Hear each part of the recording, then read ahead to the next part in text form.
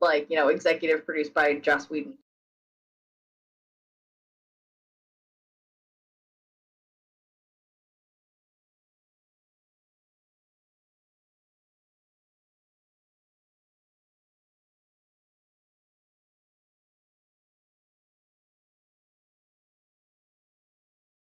Hello, sorry, I was trying to turn on the game sound and then I kind of opened the mics and then it It's was all playing good. around in there. Welcome! I'll actually click so you guys can see the game also. Woohoo! Welcome to our other Loki stream. I got Lynn and Lindsay in my ears. We're Woohoo! gonna play some Woo! Civ. I'm not picking up on the game we left off in because honestly that game was not going well. So I started a new one. Right. Should be fine. What is that? What if that's the variant stream? I mean, this is a variant in a different universe. We were Norway, and now we are the Incas. So I guess we Nah. are a variant stream. Awesome. Drew's quoting some Miss Minutes, and Nice. Cal is also posting some meme quotes. So I think we got a lively bunch today. Excited. I'm excited. Nice. There's a lot. So I guess as a thing off the top, obviously I have Loki spoilers in the title, I believe, and in the description, but we've all seen Black Widow. So I don't know how relevant Woo! the two will be, but stuff may come up. And we can Feel always talk free about to Black Widow as discuss well. Black Widow, yeah. Yeah. Um, Although I feel like we're gonna definitely fill up a lot of time with this Loki finale. I don't Yeah. know I truly do not know where to begin. Like, Okay. truly, I'm a little bit like Target confusion. Yep. I will begin with this because Mhm. overall, I absolutely, like, I've watched every episode more than once now, Mhm. and I feel like this series is like a 9.9 for me. Like, I loved Right. it. Like, it really, for me, I liked it the most. I mean, obviously, Loki is my character. I love that guy, but like, for me, I really think it's definitely right up there with WandaVision, if not Mhm. a little bit better. I don't want to do too much comparison. It is Right. apples and oranges, but I did love it. It was. With that said, if they had been able to make it just an episode or two longer, do you think Yeah. that would have benefited the series as a whole or no? I'm Uh. just curious what you guys think because I think they could have done that. And I would have liked to have seen that, but I don't know if that's not really the case. Like that's if you guys agree or not. I would say I do. The rumors I was Mm, seeing online was that it was supposed to be longer. yeah, And then yeah, COVID happened, so rather than like right, delay it further, they split it down the middle. right, I know makes they sense. did some filming during COVID because I saw like some Hmm. footage of people in masks, but like, Yeah, yeah. and so like I kind of prefer this to waiting even longer for the series. But I Of do, course, you I couldn't have made it. I could yeah. not have. I'd be dead. I'd be dead right Hey John, now. welcome. I'd be at my funeral. What do you think, Lindsay? I agree. I guess like I'm not really like upset it was not longer because we No, know we're getting a second season. So right, like right, right, if it right, had right. just ended and we didn't get more, I'd be more like, well, why did you take this away from me? Because you said we were going to have more. Right.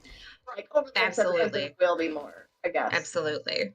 I I I could have done with maybe even just one more episode. I felt like I would have liked to have seen a little bit more of the Lamentis stuff or like I don't know, like I watched episodes 1 through 4 with my sister, who is not a Marvel person, and she felt like the Loki and Sylvie connection was a little too fast. Like she seeing them all, we kind of binged them. She was Mm-hmm. like, it wasn't week by week, and she agreed, and she felt like we could have had an extra episode in there, or even just longer episodes. Like Lamentis was like 40, not even 40 minutes long, Yeah, and I, barely. I Yeah, I do think that one could have been longer. that one No, was very it's short. interesting. And then there's fun stuff like we should have a whole episode of Loki Gator. Who wouldn't have wanted that? I But mean, that's just I would take a whole not really. series of Loki Gator. I'm gonna be. No, Loki Gator, it's taking everything I have not to buy a bunch of merch with him on it. They're I'm already not gonna making a do it. Funko. They're making a I Loki know. Funko, and I want it so bad. I'm not. I'm really, really trying not to start being a person who buys Funkos It because I'm don't. never gonna be If able to you stop. start, I'm you never gonna be don't able to stop. stop. I have some, and I didn't even start on purpose. I got them as presents, and then it just happened anyway. And now I have them. I the only Funko I would absolutely that would break my like streak, I think, is that Taika Waititi Funko they made a couple years ago. Yeah. Him and that pineapple princess. That was a limited edition. They're on eBay for like many hundreds of dollars. If I ever see one that's less than $100, I'm gonna buy it. But so far, anyway. I think Love it. there's some good stuff in chat. I don't want to pass over, but I also kind of want to go off of what you were saying. Yeah. But I kind of feel like the general reactions to the finale kind of depend on how you read a lot of what happened. Because, like, I know some people who, like, they're super, super into the Loki-Sylvie relationships. And then, even then, they were split. Because there were some people who were, like, really happy about it because there was something, and obviously we have another season, so it's going to continue to go. There were some people who were mad because it wasn't enough. And then on the flip side, you have some people who hate the relationship and they're mad because it happened at all. And then you have some people who hate the relationship and they're happy because she kicked him out a door. So, like, it's just kind of interesting to me how you take it. Or, like, I personally find it really interesting. My perception, I don't want to derail this so we can get into it when we start getting down to brass tacks. But, like, I think at the end of the episode, I don't know that I think Sylvie's actions were wrong, but I think her intentions were wrong. And I think there's a lot of people who took the opposite out of the episode. And so it's just a lot of, like, from your own point of view kind of thing. Does that make sense? Exactly. Yeah. Absolutely. And we this is kind of the thing that I could talk about the most, but I, from the very beginning, thought that relationship was good, and the finale, in that respect, exceeded my expectations. I'm so pleased with it, because I remember when we were discussing it, I want everybody in chat to know that I called it for the first episode that Lady Loki was going to show up and then they were going to fall in love. He was going to fall in love with himself, so I called it. But it would have been incredibly cheeseball if they had, like, what were they going to do? They were going to have, like, a Disney kiss, and that was how the series was going to end, and they were going to, like, ride off into the sunset and, like, settle down in a house with a white picket fence. Like, they weren't going to do that. For me, I don't know what I expected, but having the female Loki betray Loki because she felt like he had betrayed her. It blew my tiny brain. I'm not that smart of a woman. I know sometimes I use big words. My brain's not that big, and my brain was blown. I could, like, not even move. It was so perfect. It was so perfect. I thought that played really realistic. Like, I don't want to say realistically because that sounds boring, but I mean, I feel like that played the way it needed to play. You know what I mean? Oh, I learned a word for realistic last week. It has verisimilitude. Ah, yes. It's a filmy word. I learned it in film. Verisimilitude. Fuck yes. It's a good word. Can you name the stream verisimilitude? No, just kidding. Just kidding. But a lot of good. Oh man, there's just a great discussion going on right now. Chat is blowing up. Cal was saying not expecting Kang the Conqueror so soon. Set up for Sitmom. Drew says some people couldn't handle the philosophy side, weren't happy. Loki, WandaVision definitely tie into the Sitmom. Falcon Winter Soldier, Black Widow, or at least Hawkeye. I think that for me, so on paper, I should have hated this finale because it's exactly what I didn't want. It was a character we hadn't seen before being behind everything, and then just like a bunch of random stuff popping up at the end. And yet I loved it. And I don't really know how to explain it, but I think for me, I'm a sucker for when things get reframed. Like, I'm really, especially if it's done well, and it's not done in a, like, an intentional way to make you feel stupid kind of a thing. And for me, this reframes everything, because I said some of this to you guys in our individual talking, but I kept fixating on the question of why did the Avengers get away with branching the timeline? And I couldn't stop thinking about that. Part of that is my own bias with certain movies, as you guys know, that we don't need to dwell on. But I was really obsessed with that question. And then in the end, if everything goes, like, if He Who Remains, Kang for short, I know he's not technically Kang, but it's just easier to say that. He's a variant of He's this a guy, variant I'm sure. of that guy. I'm sure. They didn't come out and say that, but, like, I'm sure. Yeah. And, for him to basically have allowed Endgame to happen because he, like, Loki would have never gotten the Tesseract if the Avengers had not gone back in time. And that Loki getting that Tesseract caused him to meet Sylvie, so those two variants met, which is what took them to the castle. So, like, nothing he wanted would have happened. So basically, the Avengers only beat Thanos because it had a side effect that He Who Remains wanted. Like, and that just kind of, like, blows my mind, this idea that our heroes literally only won because this guy wanted to have a conversation with someone. You know, I'm really, this is where I feel like I did not get enough out of my educational experience, and I should get my money back, because I'm literally was so confused, and I still do not understand it. So He Who Remains knows what's going to happen, and if he's killed, he will come back in some way. Like, he knows the future to a point, except not all of it, except he kind of does, except not. I find it very, I really liked, basically it made me laugh at the end of the episode when Loki runs to Mobius.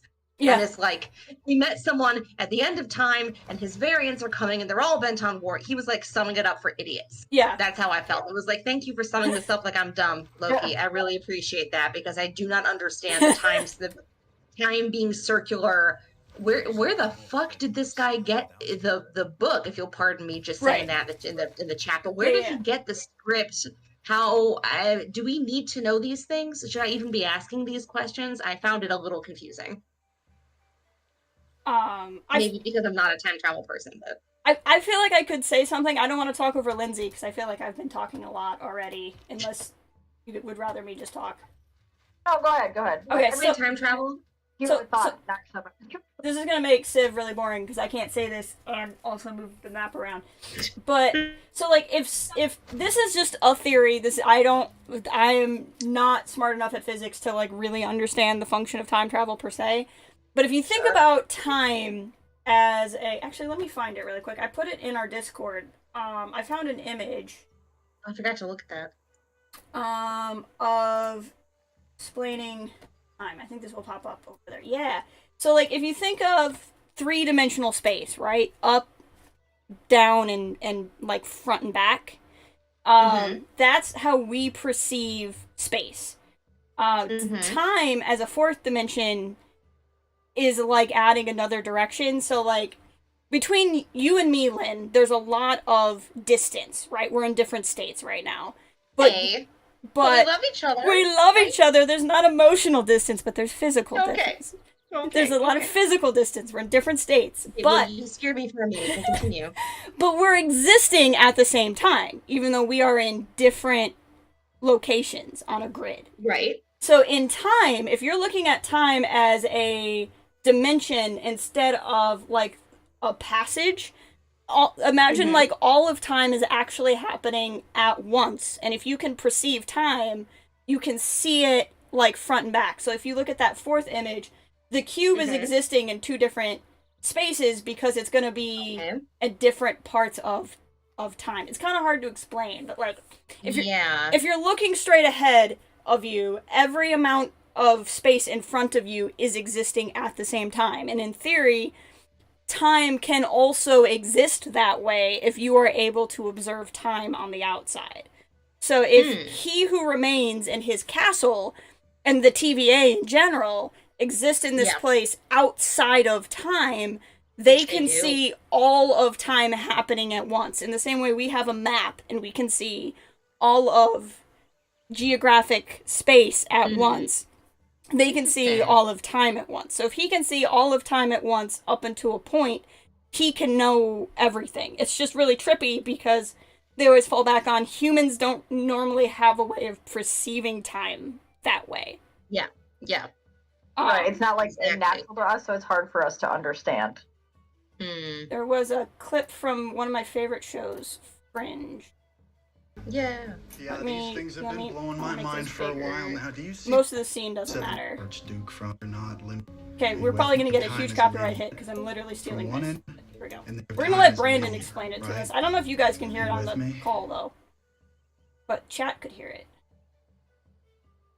By our human perception of time.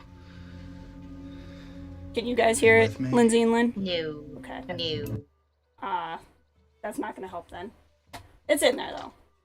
I think I kind of remember this scene a little bit though. I haven't watched it in a long time, but Copy the link and put it in the chat. And okay. you guys can just in chat if you guys want to watch it, you can. It go about like a minute 30 in though. You don't need to watch the whole. Most of the scene is like the observers have been here the whole time. Observing, holy crap! Yeah, doing the observing thing. Let's see what chat has to say. Hey Bear, I see you lurking there. Hmm. This is loud and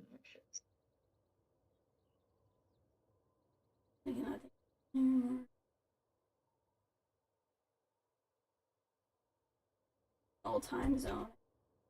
Comics, that would make sense. Yeah.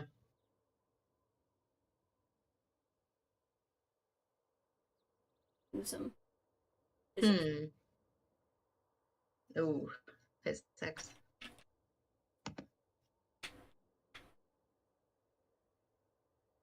But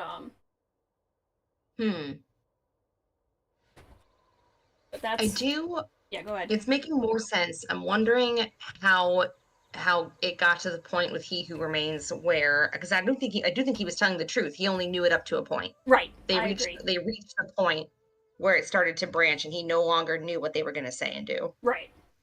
Yeah. Which was hysterical the way he won. He was just like watching them fight and kiss. Like it made me laugh very hard. I am kind of sick of characters in media. They do this a lot in different movies and TV shows, I feel like, where they will have super intimate conversations and sometimes kiss. And I'm like, you're not alone. What are you doing?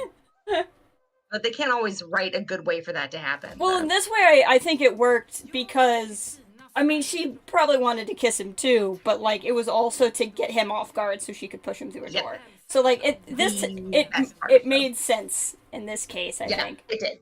It really did. I'm not saying it did not, because it very much did. Yeah, Drew. That's the other thing is why I was okay with it is Jonathan Majors played it so well. I really just didn't even care. Like he was out of that elevator about 3 seconds, and I was like, you know what? He can win. That's fine with me. I don't know. There was his smile, the way he just kind of moved. Yeah, I was like, I wouldn't be mad if he won. To be honest, just amazing.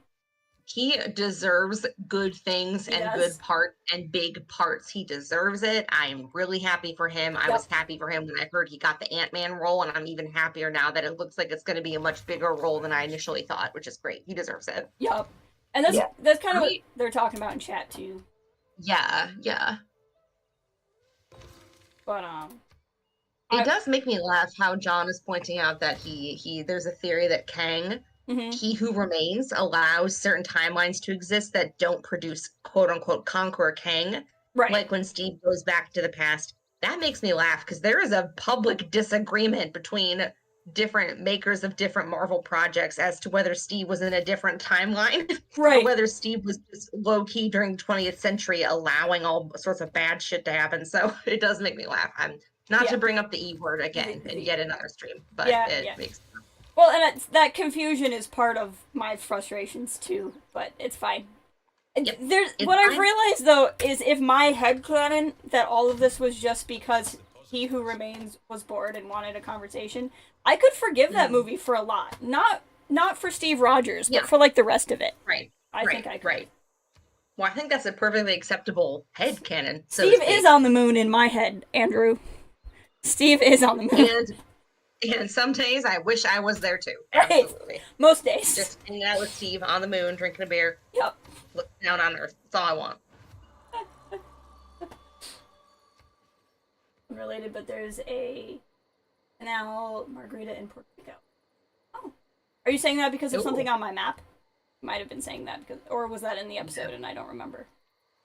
No, I think that was on your map. It could be.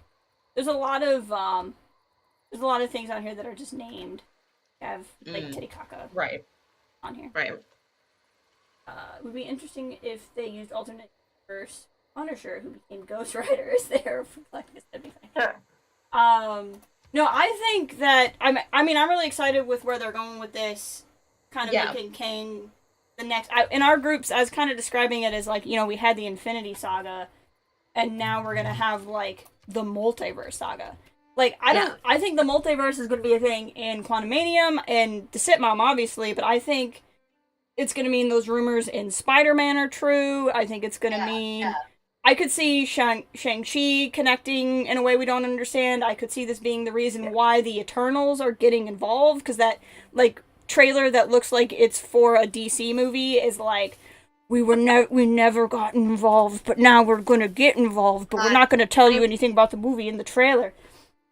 Like, it could be... I'm going to be honest. I want to believe that the Eternals is going to be good, but y'all... No, that trailer was terrible. Know. I do... Well, I'm also a person. I love history. I studied history in school. I work at a museum.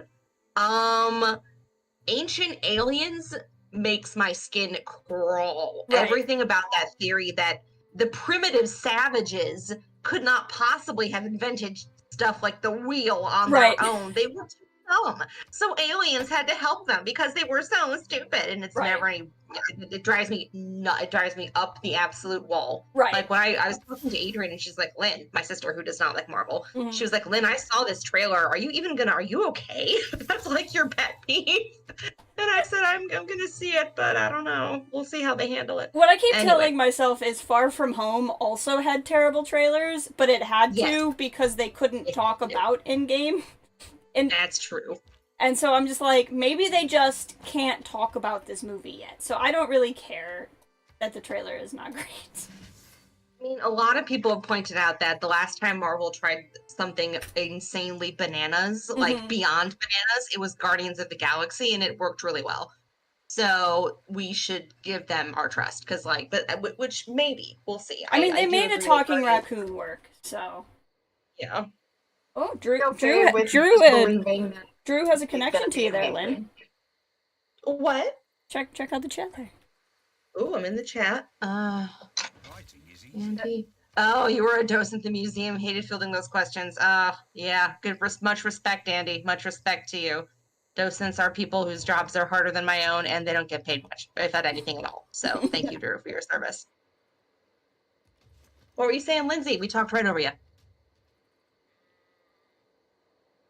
Maybe there she is. Believing. I don't know if it'll actually happen. I totally am alright with letting myself believe that the trailers for Eternals is terrible because they didn't want us to know what was going to happen. Right. Until the last moment.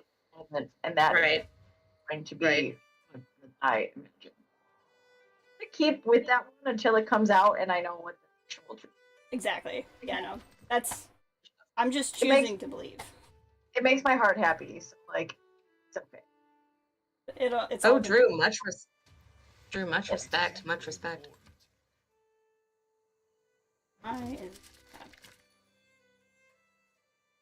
Drew, that's like the hardest job. Good for you. That I absolutely could not do that. I'm an assistant to one curator, and it's hard every day. So, good for you. I'm interested to see what they do. I read something where the director and some of the creators of the show were talking. They've talked a lot about what they were going to do and what they thought about doing and decided not to. And they did have an idea to maybe actually drag out some of the stuff with Miss Minutes and have there be an actual physical conflict and have a bunch of scenes that were actually in the trailer that we never saw. Because she was going to give them a glimpse into what they could have, and then they were going to fight her, and all this crap was going to go on. Yeah. And then the very end would be the He Who Remains. And you know what? This was better. This was the way that they did it was much better, and it has a lot to do with Jonathan Majors, that's for sure. Yeah. And I think, too, part of what really sold He Who Remains for me was all that time with it. I think it would have just really not worked for me if it was just, and then here we are for 3 minutes. Yeah. Oh my gosh. Normally, when evil characters walk around eating an apple, it's a little cliche, but it was so great the way he did it, and it worked so well. Yep. And it was very like Adam and Eve and the serpent, wasn't Yeah. it? It was like some old school biblical vibes. Yeah. He was like tempting them. It was all good stuff. And it was Eve who did it. Yeah. Yeah. There you go. Oh yeah, I didn't make that connection, but you're not wrong.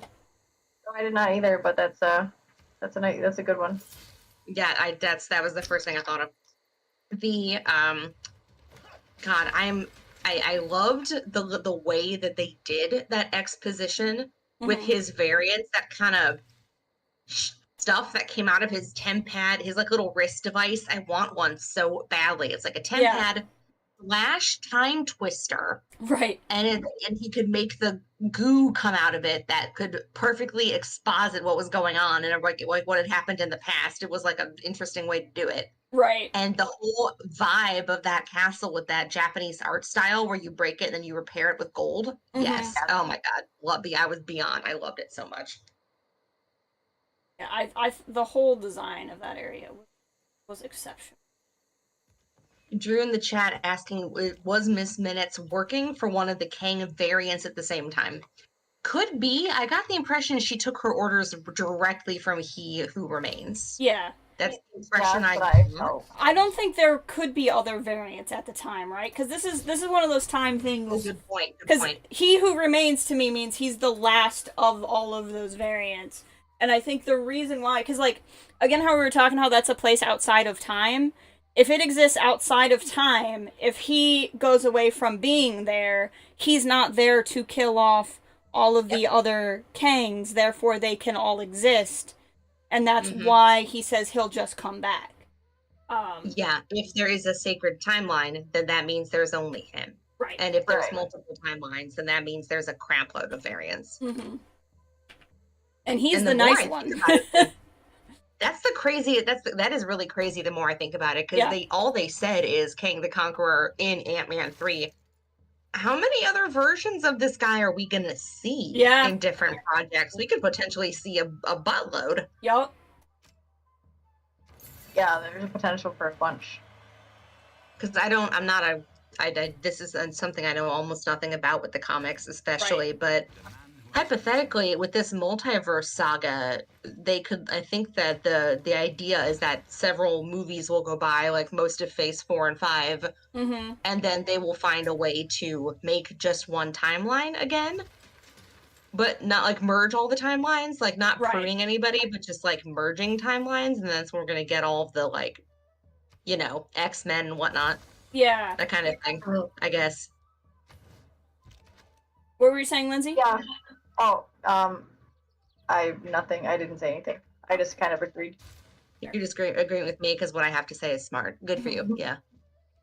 Well, I mean, I think that, like, obviously we're getting a bunch of crazy multiverse stuff, but they're not going to keep it around too much for people to follow, which is why, like...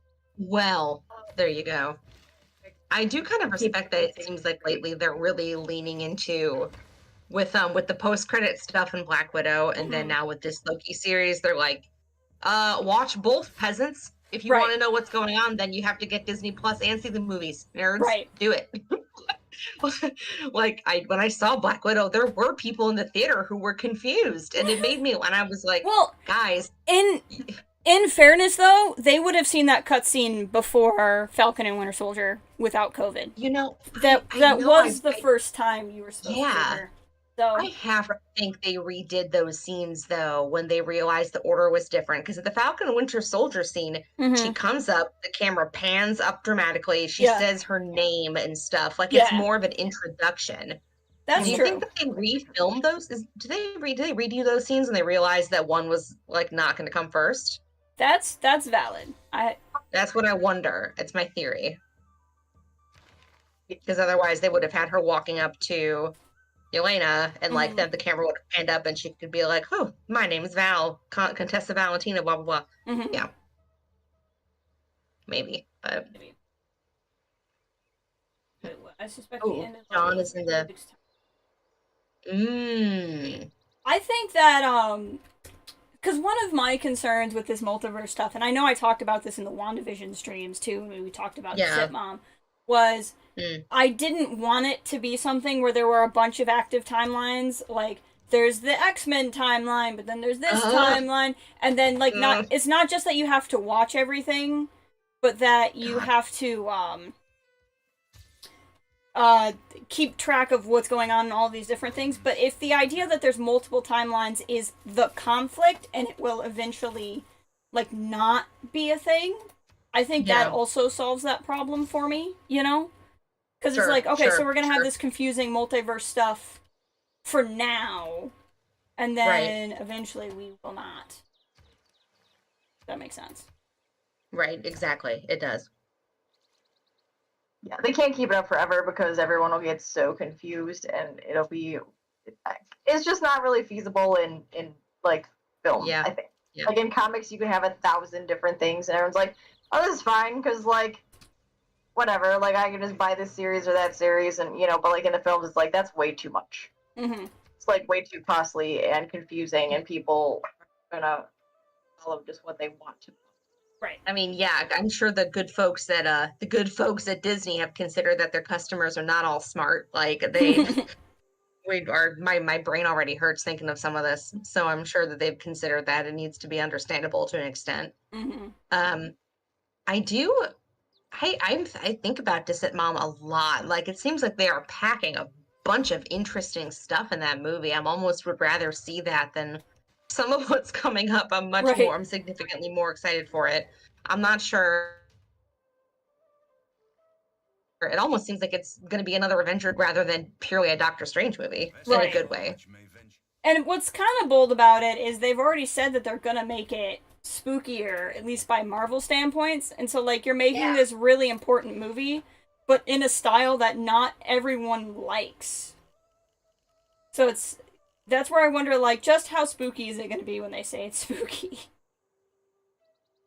But I think it's going to be spookier than the average Marvel project, but I'm not that optimistic just because I know Scott Derrickson left for a reason. Of course, I think hiring Sam Raimi, who made The Evil Dead, is kind of a weird choice if you don't want to make a spooky movie. Right. But at the same time, I know Scott Derrickson was the one who called it the MCU's first horror movie, and then he left the project due to creative differences. So, not sure how scary it's going to get. Right. And I mean, like, I can see it being scarier than a normal Marvel movie. But, like, that doesn't necessarily mean TVA is up. Which is good for me. I'm not going to complain. I don't like getting that scared, so this will be perfect. Cal asks, one question to ask, if Loki, WandaVision, and Falcon and Winter Soldier take place within the same timeline. I think so. I believe so. We saw them all before the multiverse opened. Yeah, like, exactly. They were existing when there was a sacred timeline, and now there is not a sacred timeline. So, like, the one that has been the sacred timeline would presumably exist, but there's just other ones now, is how I would understand it. I mean, my impression, and I haven't heard anything to confirm this, it's just my impression, is that the moment where, at the post-credit scene for WandaVision, where she's reading the Darkhold and then hears her boys. Yes. Some people are theorizing that's when it happens.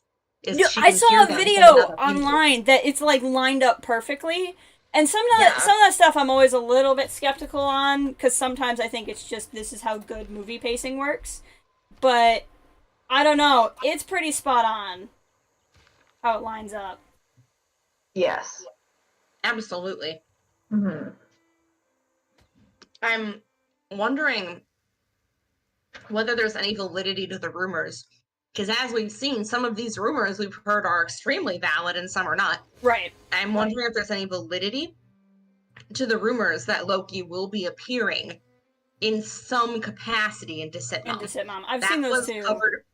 It was covered by the Hollywood Reporter, which is not like it's not like some janked up website that never gets anything correct. It's the Hollywood, it's THR.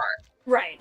But that's not official, but like. But it's also like a really, really easy prediction to make. It really is. So it's like, well, And we all want it to be true. So. Right. What the frickin' heck, Sweden? Why you gotta do me like that? Look at this. Stockholm's over here and they're just forward settling me. Like a bunch of douchebags. No. Sorry. Douchebags. Look. You know, I frickin' Borg over. I can't even say your name with your umlauts. Frickin' city. Apologies to any Swedes in the chat. I have a friend who's Swedish. I can say this. Yeah. I am gonna build a trade route to there though, so I can have a road in case we go to war. But I'm a little bit angry. These are Vikings. That is true. I wonder if the timelines are more like alternate timelines in House of M, which are basically subnetted timelines. Main timeline. That's too many words. Like, I don't blame you for that, Cal, but that sentence has too many words in it. Yeah, it's like Charlie Brown's teacher. I can't keep up with that. I'm sorry, Cal. That's what I didn't want. Is sub-timelines within a timeline, and that's what I don't want. Yeah. I don't mind doing a little bit of homework for my stuff, but that's too much. That's just a lot of, I don't know what's going on right now. What is up with these freaking barbarians? God. Okay. This Civ is hard. You can do it. It's a hard game, okay? No, I believe you. Hard game. Need some more. Oh, finally I'm gonna get my religion, though. Nice. So excited. This has nothing to do with Marvel. This game is really hard. I am. I feel like the Marvel series that are coming up cannot possibly hold a candle to this. Like, I'm really. No disrespect to the good folks who are making the Hawkeye series and the Ms. Marvel series and the She-Hulk series and all that. But all I want is more Loki. I just don't know how interested I'm gonna be, and maybe that's not fair. But you think about the absolute home run they have had with these series, and the only one that's getting a season 2 so far is Loki. Like WandaVision's leading into movies, and Falcon and Winter Soldier's leading into more movies. I'm like. I can't. I can just picture myself sitting and watching a Hawkeye during a dark winter's night and looking out the window and pressing my nose against the glass and being like, "Wherefore is Loki?" Really, truly. Now, see, what's got me excited about the Miss Marvel series is that she and Monica are gonna be in the Marvels, aka That's Captain what I'm Marvel excited series. for. Is the Marvels. Moon Knight. Okay, so Moon Knight is gonna have Oscar Isaac, so I think that one's gonna be pretty good. Oh, I'm super excited about that.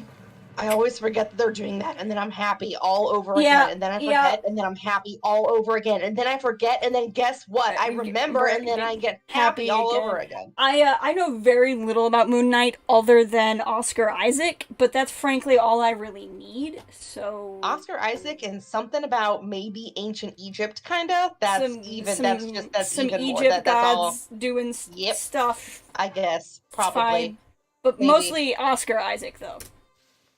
Yeah, and Drew in the chat saying that any Oscar Isaac content is chef's kiss, and yes, it is. It is, Drew. That's a good point. I mean, anything he does is perfect, and I will brook no criticism. Exactly. I'm in big favor for things with Oscar Isaac in them. Yes. So. He should be in more stuff. Sometimes I'm everything.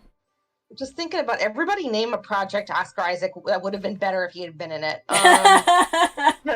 Let me think. There's literally so much. What did I see recently that would have just been so much better if he was in it? I mean, I haven't seen much recently that isn't Star Wars or Marvel where he's either been in it or is going to be in it. Sure. You know what? He should be a video game character at some point, so I can have a video game with Oscar Isaac in it. Accurate. That would make me happy. Accurate. Fudge buckets. Where do I settle? This wouldn't be. Well, this wouldn't be. You think there, game? Okay, that's fine. We'll go there. Okay, sorry, keep talking. My apologies. The Friends reunion, yes, the Friends reunion with John in the chat with a good idea, though. He wants Marvel and Lucasfilm to team up to make a non-canon crossover series from MCU and Star Wars just to see what they would do. You know what, John? They should do that, and it should be. I wish. And it should be for charity. It could be It could be like one of those like live things that they do for charity, and you, I don't know, pay to see it or some stuff like that, and then we would all watch it. Pretty much. Yeah. Just be plus 2 science. I want that. Sorry. Again, thinking about the game. What if crossovers with Vision? Oh, yeah. That would be good. Why not? I'm kind of excited for... So, like, it never bothered me, nor do I really have any need for What If to be any kind of canon, but it did kind of make me a little bit excited that it kind of sort of could be if it's actually explaining the multiverse. That is kind of my question, because my impression was that it was just going to be for funsies. Yeah. Because it's called, like, What I'm if? sure that's the real scientific term for it, is it's for funsies. And it's just what if. That's why it's even animated. It's not like, but of course now with this multiverse being a real thing, it remains to be seen if that is what if or not. Like, are these alternate timelines or what? And I would be fine if it's just like that basic of an explanation. Like, it's not even like I don't have any profound need for it to be like hyper super canon, but it's just kind of interesting that it could actually tie in now instead of being just kind of having not seen it. I would almost prefer it if it wasn't canon, like But then again, hypothetically, if they are making these pruned timelines, it's tough to say. Right. This is also where I don't know anything about the comics. I don't know that the Watcher character is talking about what if, right? Like he's not. Yeah, Cal in the chat is thinking that what if will be one-offs, which is that's kind of what I'm anticipating as well. Well, and like I said, I'm not expecting it to be like super, but just like having a line of like, when the multiverse branches opened up, there were all of these things, and like these are some of the things that could be in the multiverse branches. Like not any kind of like, these are super hyper timelines we're gonna build, but like just using it as like like an excuse for things. You know what I mean? It's like the opposite of there will be a quiz, children. It's like there will not be a quiz, children. Just take your popcorn and let your brains empty, which is great. That's what I need. Right. Exactly. Brain empty. Brain hurty, so brain empty. That's how I feel. What if Aunt May became the Herald of Galacticus? True. I mean, what are you saying in the chat? If that's not an episode, I will be sad now. Just reminding everyone in the chat that this is like going down in history. This is like publicly visible information that you're saying here. And people can see this. I'm in favor of it personally. Picturing the little old lady that was in the Tobey Maguire version of Spider-Man. You know how Aunt May is getting younger all the time? I'm here for it. That, like, grandmother who is, like, frankly kind of old to be a teenager's aunt. Like, she's probably his great aunt. Oh, God. Oh. I am here for it. It is what I want. Oh my God, I had thoughts in my brain, and that pushed the last thought out of my brain. It really did.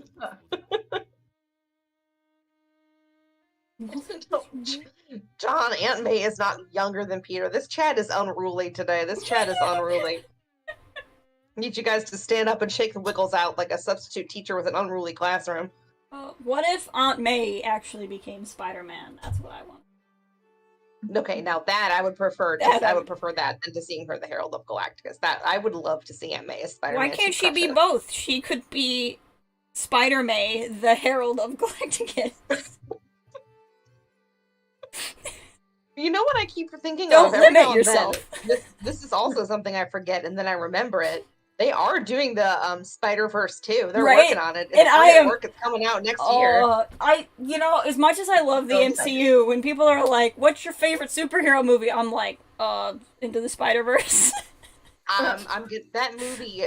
Sometimes I'm angry. Sometimes I'm angry. Right. That's all I'm gonna say. It's so good that it makes me mad. Right. I don't know why, but I'm just like, you're so good. F you. Right. Movie's too good. get absolutely wrecked. It's too good. Nah. It's just not even fair. No, and you know who was, we're bringing it full circle now. You know the post-credit scene with that future Spider-Man? It's Oscar Isaac. Oh, yeah, that's true. Yeah, there you go. Bringing it full circle. He's like Spider-Man 2099 or whatever the heck that is. The future one, I like Cal says she would be Mayfly. John Barry also offers Spider-May. I like both of those. If I had to choose, I would choose Mayfly, but yes, that either would work. Either's good. They're pretty great. Can't lie on that one. John in the chat's asking for a scene with Bucky and Sam where they go, "Oh, a multiverse, really?" And yeah, I think we do need to have that because they're the characters that would not be on board. They'd be like, "No." Sam would be like, "There is only one of me. I am so good. Yeah. There is only one of me. I will not hear." He'd be like, "No." Yeah, I do. Aunt Drew and Cal are talking in the chat about at what point Killmonger was doing what in his service, because in 2008 Afghanistan, was he still in the Navy and not yet in the Army, or like why? I had forgotten that was part of his backstory that he was in the Navy. I thought he was always in the Army, so maybe that'll just be part of what if he never joined the Navy. That could be it.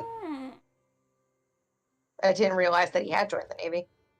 I have to watch Black Panther again. I can't do it, guys. I have not rewatched Black Panther since Chadwick was. I watched it right after, because when he passed, my dad has like passing interest with Marvel movies, and when he passed, he was like, "Well, I should watch this one now," and I'm like, "Okay," and we watch it, and then he was like, "This was really good." I'm like, "Welcome to what everyone has been saying for a lot of years."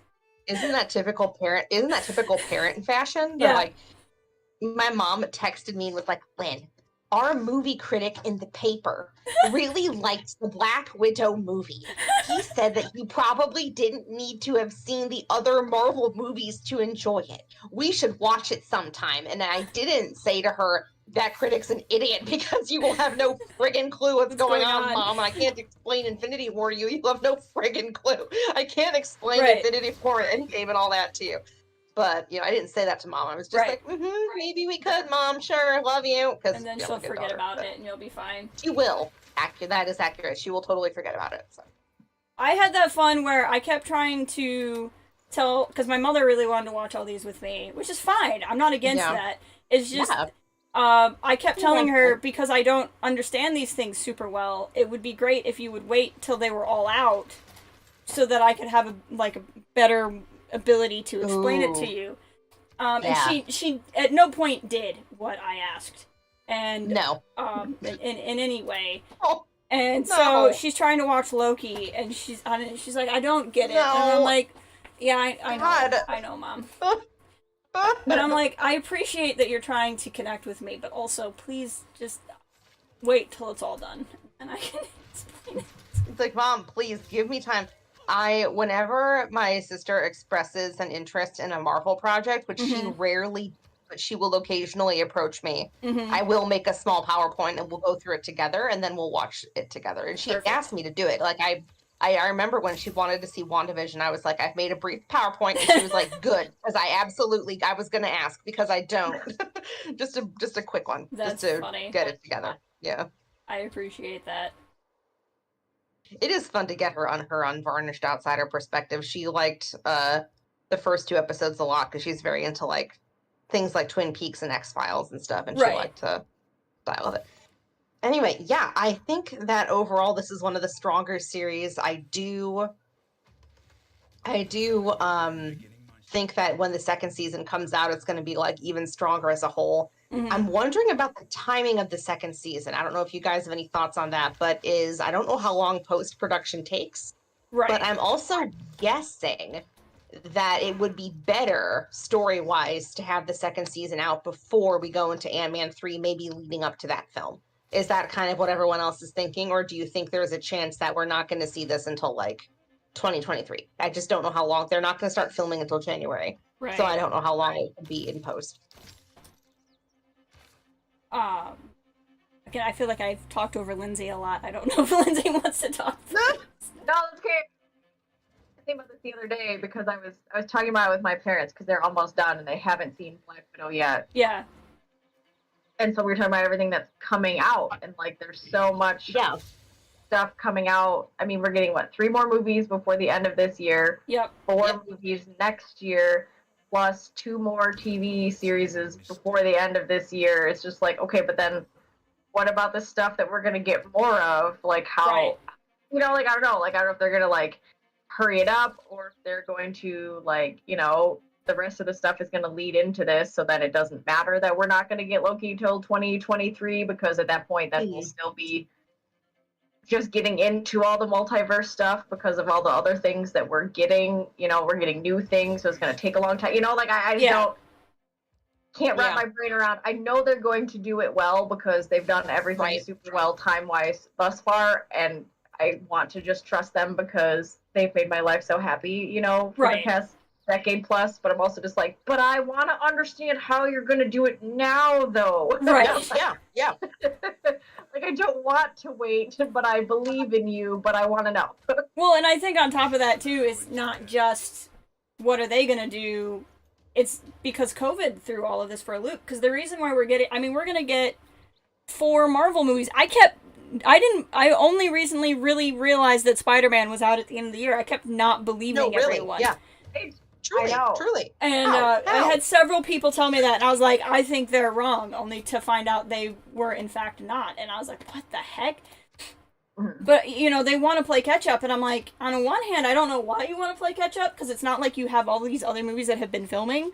So I don't know if they just have plans. Like, I don't know what's going on here, but I'm interested. It's a lot, so it's like I just want to know what is going on, what is happening. Please explain to me so my brain is happy.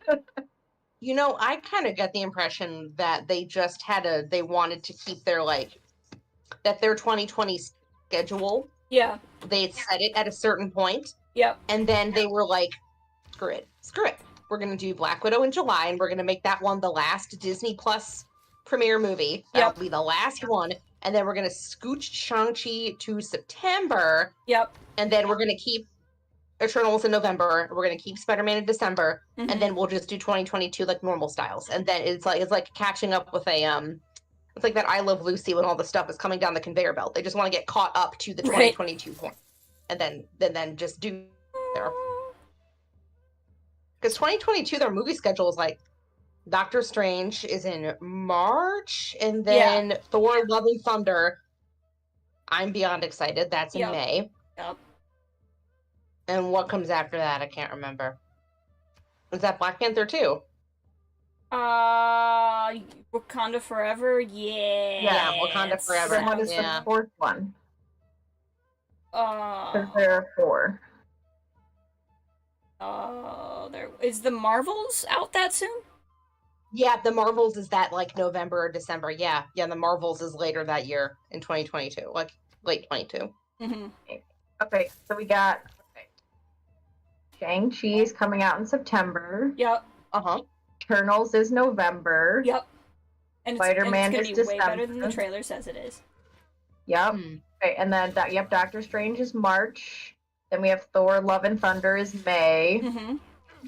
We have Black Panther: Wakanda Forever is July, and then the Marvels is November. Gotcha. It's a lot. Well, 2022. It's fine. Like, I'm all for it. It's just a little bit like I feel like they're trying to get caught up in the movie schedule, but they're still gonna have to like get caught up in the Disney Plus shows schedule. Right. Which I don't know what they're doing. I'm sure there's stuff behind the scenes that we haven't even heard yet. Right. Well, I think affecting their schedule. Regardless of, holy crap, somebody has killed the Germans already. That was probably Attila the Hun. He probably did that. That sounds like a thing he would do. Sorry, that completely distracted me. Oh no, I'm sorry. It's not Attila the Hun. It's Genghis Khan. I don't know how I got those 2 confused. But yes. Okay, sorry. I completely forgot what I was saying. So, somebody else make a point. TV shows, the Marvel TV shows. Right.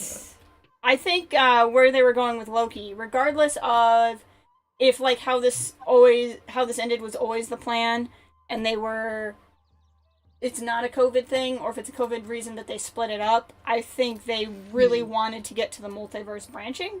That said, everything I've read from like the writer and the director was we weren't sure Marvel was going to let us do this.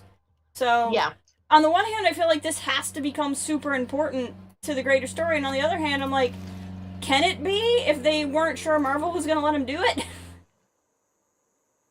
I don't know.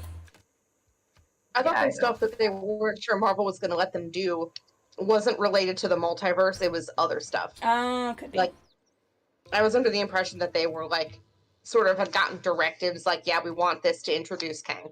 We want this to pave the way. Gotcha. And then for some of the other weirder stuff, like falling in love with yourself and the crocodile, like that was the weirder stuff that they weren't sure about, was my impression.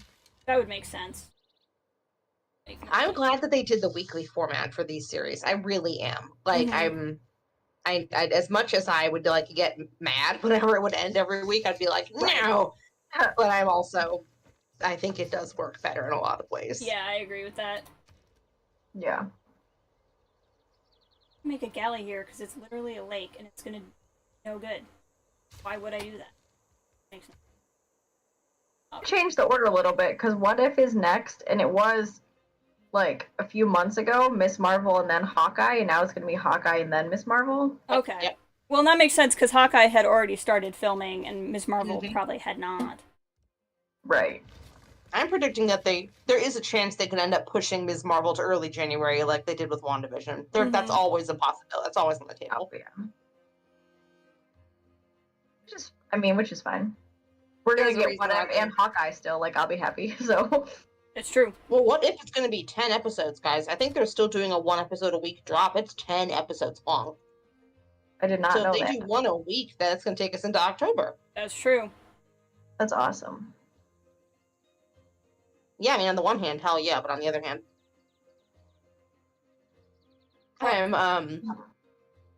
I keep thinking about how well they set the stage for the way that Loki is left at the end of the series. It might be the thing about the episode that I liked the most. Like, I know we talked a little bit about like Sylvie betraying him, and she feels betrayed by him. So there's some complexity there. It's not she stabbed him in the back because she thought he stabbed her in the back. Right. And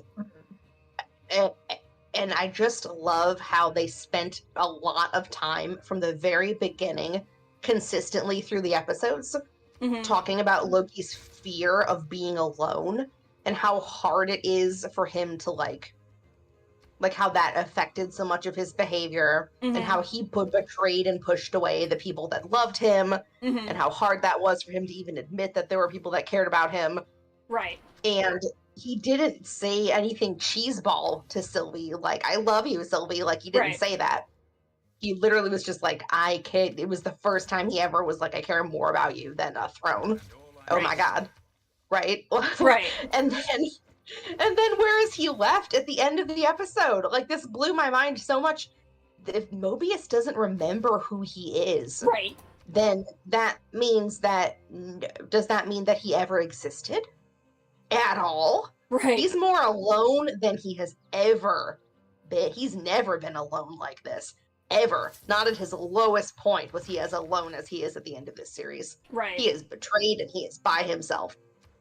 All of this is to say, holy crap. And then part 2, where are they going to go with this? Can we even begin to predict where they're going to go with this? What season 2 would even do?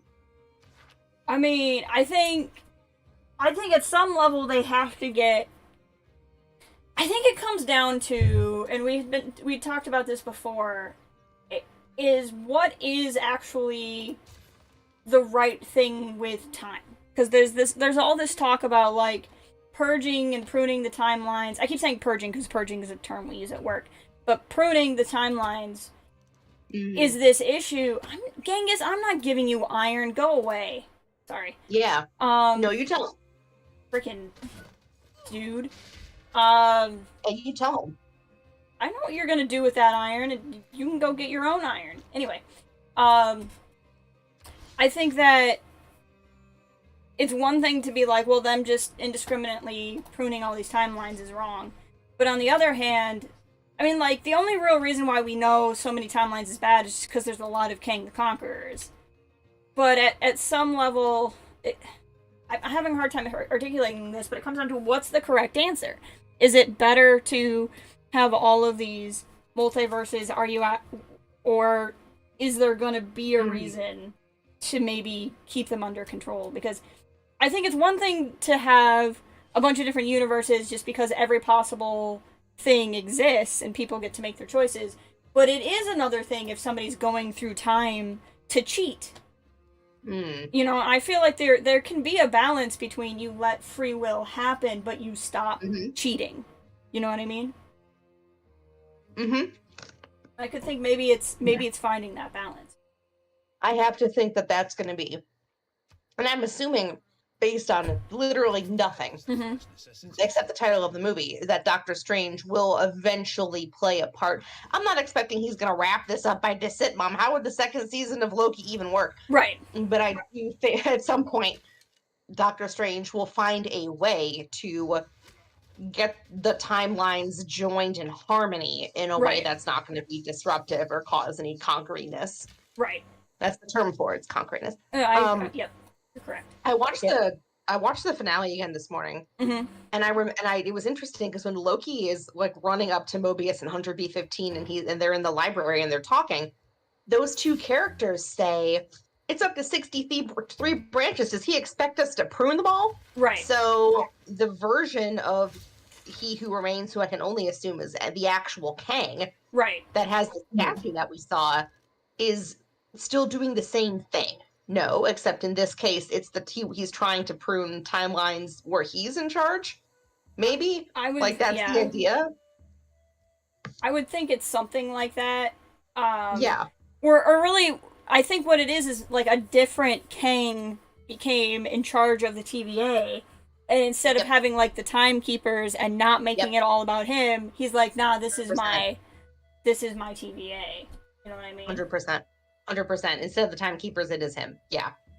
Perhaps Wanda will go full House of M as part of the solution. If only I understood what that meant, but I think that's possible. I feel like I Googled it at one point when WandaVision was first airing, but that was so long, I can't remember. It's complicated. Okay. It's cool, but it's complicated. Fair. Fair.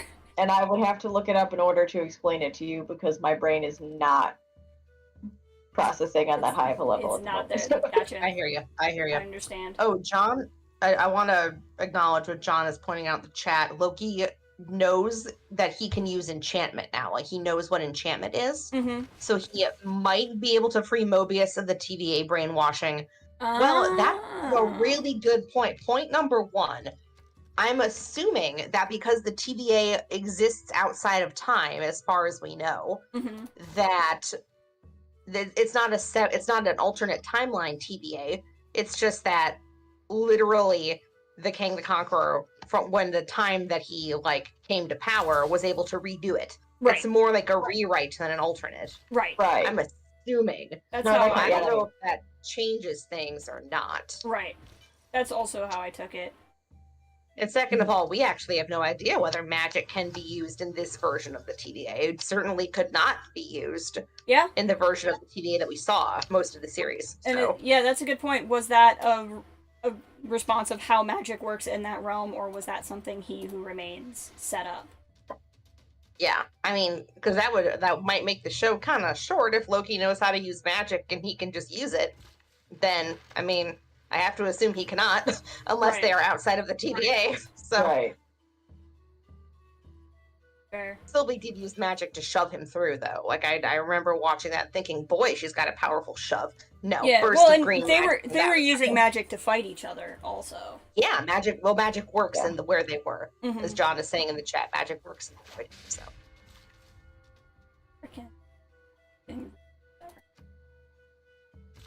Barbarians a lot. Okay.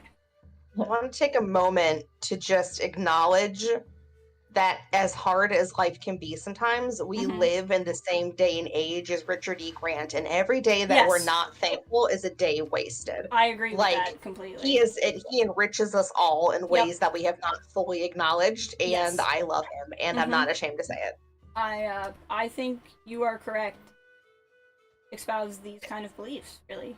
Well, every right-thinking person should acknowledge how he does not get enough credit for how awesome he is. And when I think about the performances he's done that I've just loved, like when I was a teenager, I remember being in high school and a weird little movie came out called Penelope. And it was a very odd little movie, but I liked it a lot as a teenage girl. It was like one of James McAvoy's movies back when people didn't really know who he was. And the main character's parents were played, it was kind of like a bonkers fairy tale. And the main character's parents were played by Catherine O'Hara and Richard E. Grant. And I'm really thinking, I remember how funny he was, because it's like a comedy romantic fairy tale. And I just, oh my gosh, he was so funny in that role. And I feel like I need to watch it again. He and Catherine O'Hara were like these spoiled, wealthy, socialite kind of parents. And oh my gosh, it was really, he's done so many good performances, is what I'm saying. He was in Spice World. Amazing. One of my favorite things. Well, I mean, one of my favorite things he ever did was his, like, Twitter posts leading up to the release of The Rise of Skywalker. Like, he was great in The Rise of Skywalker, but, like, him talking about being in The Rise of Skywalker is one of the greatest gifts we ever got, really. They should make those tweets a book. Yeah. Like, it was great. Just in every way. Yes, Andy, that movie, Penelope, did have Christina Ricci in the pig nose. It is a very weird movie. Very 2006. I think I do know the movie you're talking about. I never saw it, but that comes to mind. I went and saw it after I took the ACT and did not do well. Fair. It held me back in no way whatsoever because those tests are a scam. Yeah, there's a lot of times I think about how worried I was about things that I don't think about ever anymore.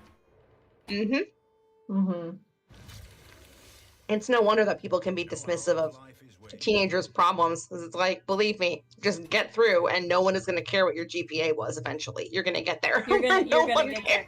I mean, it's like, at some level, I get it, because it's the thing you're worried about. I mean, I guess I shouldn't compare everything to a video game, but, you know, in video games, you always have those, like, early enemies, and you're like, these are terrible, and by the end of the game, you're, like, just destroying everybody, and... Yeah. You know. Makes you strong. You'll get there eventually. It's hard right now, but... Don't worry, one day you'll have worse problems. Yep. Much that's the best way possible. Yeah, the best way possible. I bring all this up to say that the episode 5 where they were in the void is one of those ones that I could have done with being longer, if not 2 short episodes, because I would have liked to have seen a lot more of the President Loki. I would like to have seen a lot more of the Lokis. Frankly, the one thing I would have thought would have been a lot funnier is, for some reason, the first time I saw that episode, I thought, Mobius should take some of the Loki variants that are alive with him to go F up the TVA. Like, if he's going to go burn the TVA to the ground, I just like the visual of Mobius shepherding, like, 18 weird-looking Loki variants through the door. Right. And, like, let's go, guys. And then they, like, I don't know. I just thought that would have been very funny. Of course, that was one of the things they had to cut or / not film at all. Right. Was more stuff with Mobius and Ravonna, like, at the finale. There was a ton that they wanted, but they just could not do it with COVID. I love Mobius and Ravonna together, like, like, I don't care if it goes one way or another, per se, but their like interactions. Their interactions are just stellar. Stellar. Absolutely. You really believe they've been friends for eons, really. Yeah. And so I'm a big fan of that. And the way I have to wonder what it's going to be like with her in the second season. I was telling you guys, like, I am really engaged with her character, because she's like, yeah, no, I get that all this is terrible, but it has to mean something, right? And then, I don't know. And she's going off. No, I missed it the first time I watched the episode for the second time when she was like, I'm gonna go find free will. At first I thought she meant she wanted to go find it for herself. I'm like, that doesn't make any sense because we just got free will for everybody. I'm like, oh no, it's a play on it because she said only one person gets, and then I understood that better. Well, I mean, this is something that a lot of people who really like the comics were talking about because Kang is her evil boy in the movies. He is her evil BF, like in the comics. Yeah. They're dating and they're like evil together. Yeah. And I would love to see her and Jonathan Majors like hanging out and doing stuff. Well, I mean, we're going to. Yeah, I can't wait. I'm all for it. I do think it was really interesting how Miss Minutes showed up and was like, here's your files. And she was like, this isn't what I asked. And she goes, he thinks you should have this instead. Yeah. And we never saw what it was. And then she went through the door. She's going to go find him. Yeah. I thought that was awesome. Yep. Some version of him. Yep. Whatever version of him. Can't wait. I think it's great. Really, genuinely cannot wait to see the con. She's gonna be insufferable if in this new TVA she's dating the boss. Yeah. Oh, she's gonna be insufferable. The worst. Worth it though. I'm excited to see what things come about. I really am. I am excited too. I think about Sylvie too. I'm not really, because she's really in a place where, like, I was thinking a lot about episode 1 and that absolutely stellar scenes with Mobius and Loki, where Mobius is talking to him about what he wants. And he was like, he really just breaks it down for him. Like, oh, your glorious purpose is to do what? Yeah. Okay. So you're gonna take over, and then what, Loki? And then what will you do? And just the concept of, like, what will you do when you have it, like, broke Loki's friggin' brain. Right. And, you know, and then Sylvie has been so laser focused since she was, like, 8 years old on this. I'm going to find the guy who started the TVA, and then I'm going to stab him in the face. And that was, you know, she was committed to that. Yep. And I saw some people online who were like, why didn't she just enchant him so she could see if he was telling the truth? And I was like, she wants to stab him. She wants to. That's the point. Her only life goal is to stab this dude. Right. Like, she didn't even stop to listen to Loki. If she's not going to stop to listen to him, she's not going to stop and enchant the guy. She barely avoided stabbing Loki. Yeah. Like, that was her only goal, was to stab this dude. Yep. But, I mean, I can't begin to imagine what she is going to do. Right. Like, what she doesn't really have, hypothetically, if some version of the TVA still exists, it might be that she does need to go back to hopping between ellipses. But we also don't know, given that the multiverse is a thing now, this is something we just are not going to know until season 2, what this new TVA, what their goals are and what they're like, and how they handle all of these timelines. We really, truly just do not know. Right. But it's difficult to say what she's even going to do, because she caught the thing she was going after, but I think she's all this is to say, she's really in a place where Loki was in, like, the end of the first Thor or Thor 2, kind of. You know, like, she hasn't gotten there yet. And that's what I love so much about the differences between the two of them and the similarities as well. Loki has gotten to this, our variant has gotten to this point where he's like, no, the friendship and Sylvie and all that's more important than my glorious purpose. Or he's seeing, like, he's, like, able to form a connection with someone, and Sylvie's just not there. And I think she's going to get there in season 2, and that's what I'm excited to see. I think arguably the most. Well, what I'm excited for, and this is probably, like, the Star Wars fan in me, is these stories where it's like, I think there's so many stories where you have the character who wanted revenge, and then they eventually decide it wasn't worth it, and you never really get to see it play out. But, like, with Sylvie, we'll have somebody who got her revenge, and then see how much revenge really isn't actually worth it. Like, she's sitting there doing the thing that she always wanted to do. She doesn't even have, like, 30 seconds to feel good about it. Because as soon as it happens, she knows. Like, she was even like, are you gonna beg for your life? And he's like, nah. And so she got no satisfaction out of him, which she probably imagined him, like, quivering in fear. And he was like, nah, this was one of the 2 ways this could go. I don't really care which one you pick. He said, see you soon, and then winked. He winked. Go back and watch it again. He winked at her. Yep. Unbelievable. So, she got nothing out of that whatsoever. And I appreciate the good folks in the chat pointing out that she still has his Ultra Tempad. Yeah. Is what I want to start calling it. Like, it's a Time Twister combined with the Tempad, combined with some other stuff, so. Yep.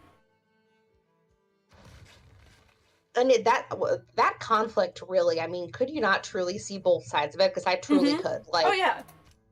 Like, Loki, like, he was telling the truth. He Who Remains was, to an extent, telling the truth. Right. These other variants of me are going to come F everyone up. Right. If you do this. Yes. So people are going to die, Sylvie. But also, the system that the TVA had was terrible. Right. And they were essentially feeding innocent timelines to that creature, and it just like for the good of everybody, sacrificing these timelines allegedly. So like, there was no good solution, and I could see where they were both coming from.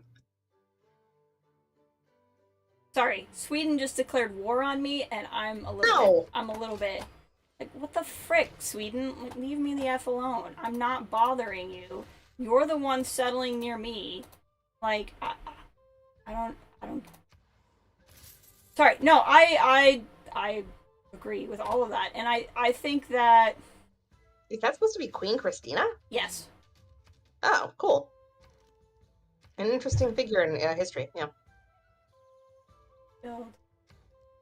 Yeah, I'll show you. Don't worry, Jess. She abdicates at some point. She doesn't like me for some reason. She likes me for unknown reasons and doesn't like me for unknown reasons, and you know what? Apparently Genghis Khan is my friend, so well, suck it, Sweden. But you're probably not Catholic enough for Queen Christina. That's probably true. I think she was pretty Catholic. I can't remember. I did start my own religion, and it's nice. It's I use the symbol of a peacock, and it's called The More You Know. No. every time I play Civ, that is the religion I found. Well, yeah, that absolutely explains it. She was a hardcore Catholic. That totally explains it. She doesn't like you. She thinks you're a heretic, man. Let's see here. Because it's all random. Zoroastrianism was founded by somebody I haven't met yet. Eastern Orthodoxy was founded by somebody I haven't met yet. And she founded Protestantism in this game, Lynn. What? Yeah. She founded it? Yeah. Oh, come on.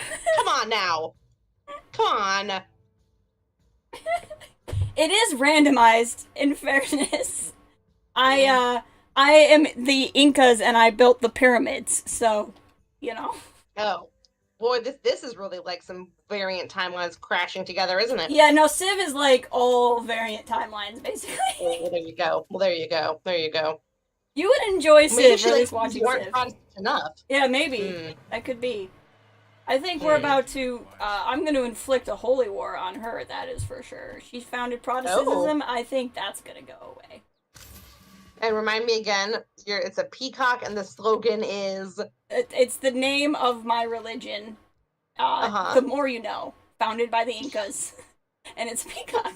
I'll bring it up on the screen for you to see that. That's terrible. It's funnier if you know where I work, too. I know, right? Love it.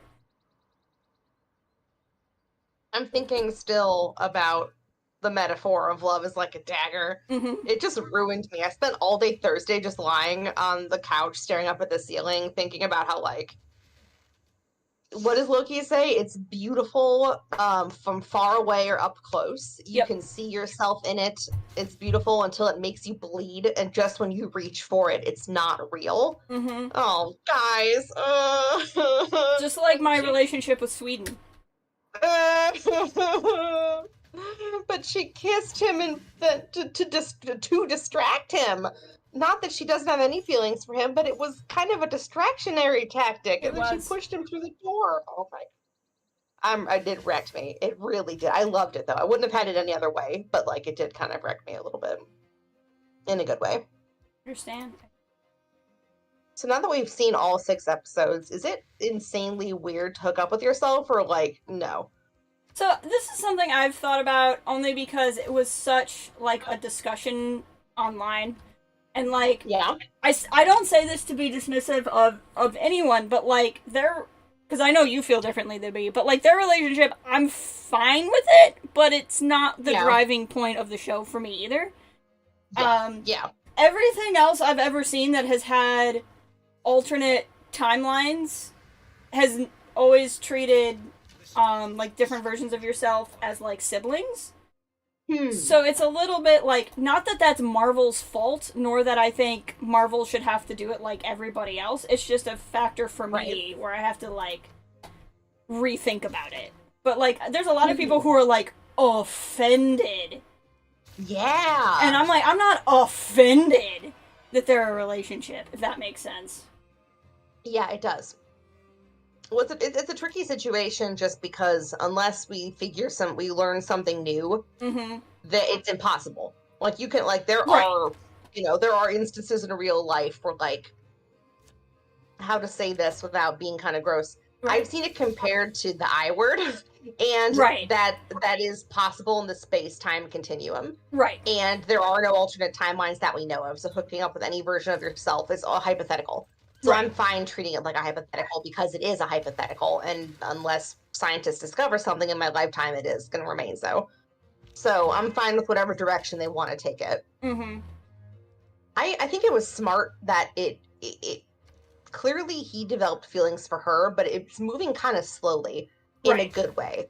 Like, I don't know, I'm anticipating in the 2nd season she will reciprocate feelings and they will grow, but also, you know, he learned to care about her, but it's not like the end of Snow White where they're riding off together to the castle in the clouds. Right. Like, he learned to not hate, to like actually feel feelings, and that's a start. That's all they needed, was a little start. And we got the kiss, which was fun, but it was also because she was about to betray him, and that's fun too. About to get killed by Sweden. Bit of a problem.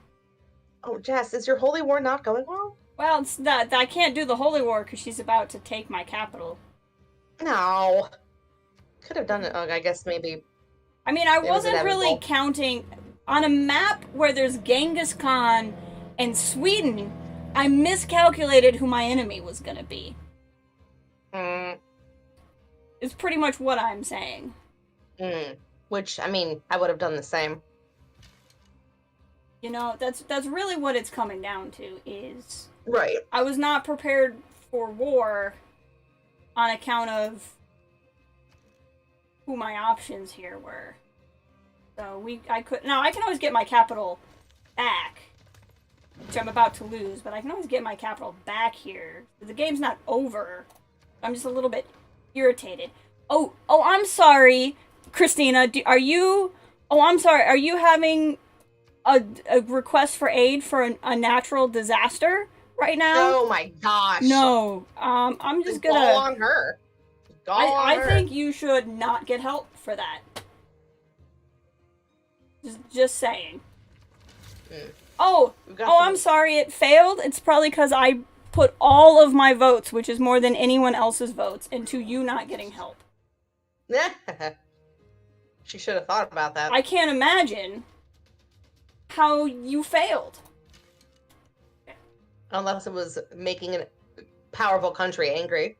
Like the Incas and their peacock religion. Yeah, don't mess with my peacock religion.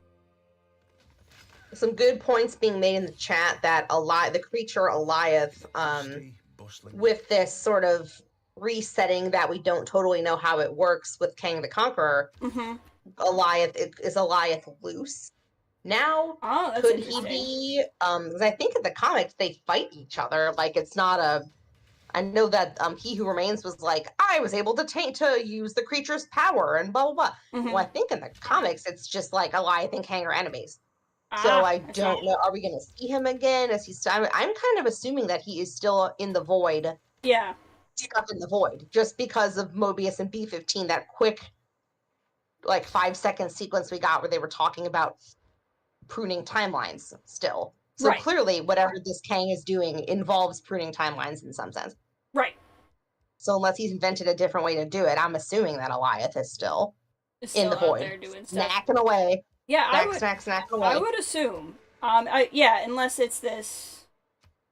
Yeah. This Kang has done something to like free him or whatever. But I don't know necessarily why you'd want to, because they kept the TVA. Mm-hmm. Right. And he made a version of the TVA that was devoted to keeping himself in power. Mm-hmm. So I still this is gonna kind of 180 things. What? But I mean, I guess He Who Remains did kind of confirm that they were the same person, but there's still a part of me that's like, is Sylvie a Loki because she was adopted instead of a frost giant baby? Because they just do seem so different. You know, I think that the similarities we've seen, I do think she's a Loki variant, just because frankly I don't think they would go through 6 episodes and then be like, oh, what a twist. This is not being written by M. Night Shyamalan, and I mean that in a negative and insulting way towards M. Night Shyamalan. Just to be totally clear, I mean this in the most negative sense. It's not written by M. Night Shyamalan. They're not going to be like, oh, what a twist, she's a random girl. I do think she's a Loki variant. I think that that this is just nature versus nurture, right? Like, she was not raised, she was not, like, growing up as the princess of Asgard with a chip on her shoulder about her brother. We have absolutely no idea whether she had any siblings at all. We have no idea whether it was different if she was a girl and Thor was a boy. We have no idea what any of it would have been like, just because she was having to take care of herself since she was 8. Like, that was something she said in episode 3 when they were on Lamentis. So she points out that he was a prince. He was kind of spoiled. He was like in a palace. He's not. So I think we see a lot of nature versus nurture. Like, she refers to herself in that Lamentis episode as someone who's a hedonist but never gets distracted from the mission. And that's the way, I do think that's the way Loki would be if he had had her experiences. Right. But he hasn't. I don't know. I think for me, I guess I don't necessarily see like if she was, I could see like just her being not a frost giant but brought in, like, that doesn't necessarily make her that different than any other Loki. Right. So I guess that's again like a point of view thing. But like, I saw somebody else point out that it was interesting because she gets cold if she's a frost giant. Wait, no, isn't Loki the one who says, "Oh, it's kind of cold," and then conjures the blanket, or is that? Yeah, but that's a move. Yeah, I know. Well, I just want to appreciate something about that scene, because Loki, like, he's going through character growth, but it's not immediate. Like, he conjures just one blanket, and then is like, "I can conjure one for you," and it takes him a solid couple minutes to be like, "Oh my god, what if I extend?" Some people would have thought to extend the blanket right away, but you know, he's used to only thinking about himself. It made me laugh when I saw that move. I really did, because it just took him a minute to be like, "Oh right, I could share." That's a thing that people do when they're trying to flirt. Like, I read an interview with the actors where they were like, "Yeah, it's just very much like 2 awkward teenagers who have never dated anybody and like don't know what to do and are just like being kind of clumsy and awkward about it." It made me laugh. Yeah, but so we're talking about the differences between Sylvie and Loki. Like, you don't think she's a Loki variant, or you do, but you are... I'm just posing a question. I was just kind of curious. Yeah. I mean, some of this too could play out more in the 2nd season. If she's achieved this mission that was driving her, we're gonna get a better look at what she's like. I would think. Also, if she has done the betraying, which is Loki's move. if she has done the betraying, and then Loki, we could get a scene that's kind of like the scenes we've had with Loki and Thor, like at Thor Ragnarok, when I'll remind her to just go watch that movie again, everybody, because it's so good.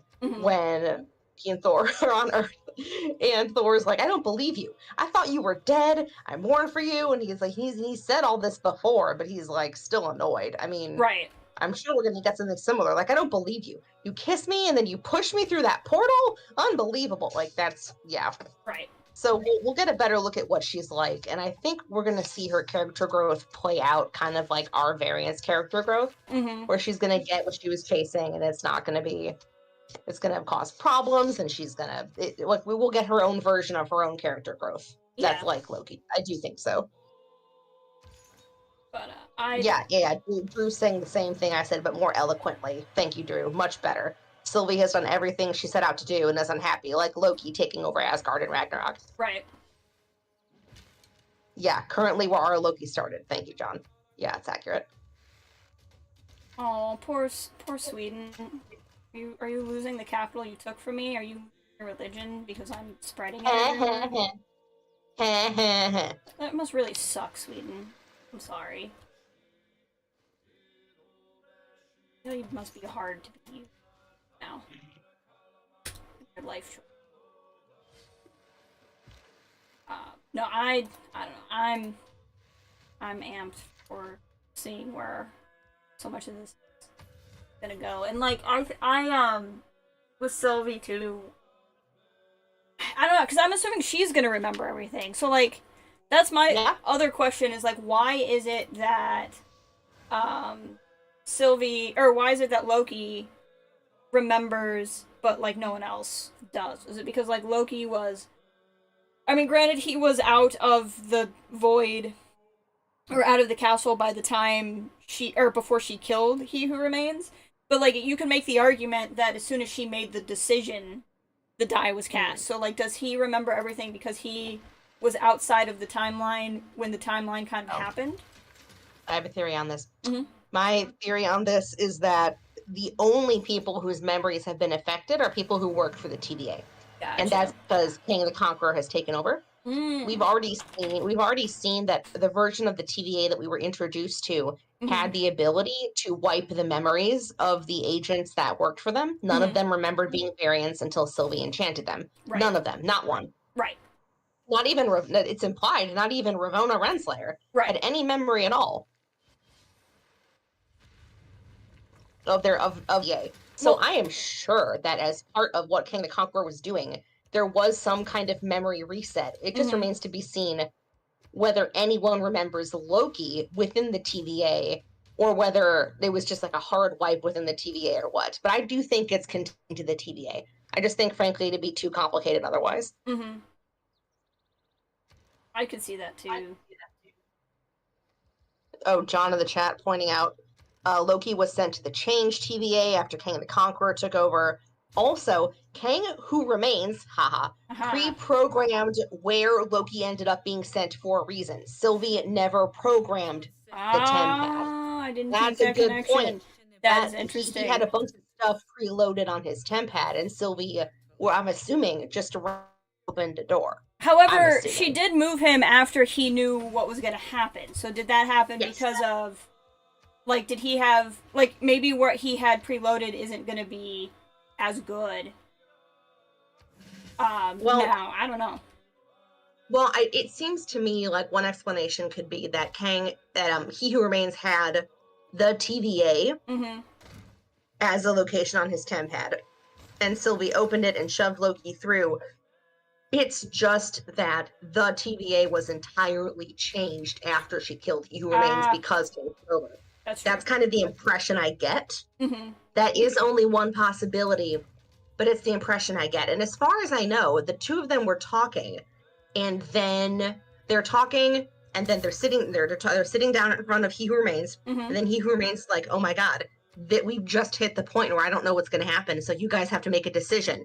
And then Sylvie goes to start stabbing, and then they start fighting, and then they kiss, and then she shoves him. Right. So he didn't know what was going to happen, but he did have the TVA at some point on his TemPad. And frankly, you know, that thing is a TemPad. It's also a time twister. She could have just been sending him back to where they were. Like, I mean, we don't, but she put him through a door, but the mechanics of that beyond that, we're not sure. Oh, Drew with a great point in the chat. He is still playing games. Do you think it's a cycle where we end up in the same situation at the end of season 2 and then they make a different choice? Ooh. You know, Drew, it could be. There's nothing that says they haven't been here before.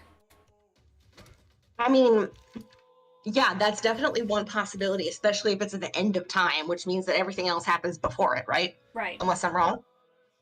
Right, The thing I wonder, though, is He Who Remains made it sound like their only options were to take over or to allow the variants to run amok. Right. So would they... It's way too soon to even begin to speculate where the story could go after Loki season 2, right? Right. But, and with that said, I can't picture Loki season 2 ending with the two of them becoming the TVA's benevolent dictators. Can you? Well, that was something I'd wondered after, like, the first episode, was how does this end? Because they're not going to want to just let us watch Loki die, especially 2 Lokis now. Yeah. You know? So and we all knew that Loki season 1 was going to lead into other movies, but it's absolutely impossible to say where Loki season 2 is going to lead into. Right. But I mean, I guess it still comes down to the same thing I was kind of asking. Is there a way to have, like, a time police that are not corrupt? You know what I mean? It could be. It could be that that's the part of where their journey of the second season is like, okay, we're not on board with these crazy variants, but if we get time police that accomplish good? Yeah. Right. I think that could very much be a big part of season 2 for sure. Is there a way to stop people from going all over the place, you know, and conquering other timelines without their also, you know, killing off people for just making choices? Is there a way? AKA what Doctor Strange is supposed to be doing and has sucked at for 2 shows in a row. Yeah. I said what I said. I said what I said. Doctor Strange is the one who is supposed to take care of this crap, and he has failed. And I'm interested to know what he was doing that he allowed WandaVision and Loki to even just happen. Giving him a hard time. City is mine again. Yay! Really been upsetting me. I'm back. Get it back.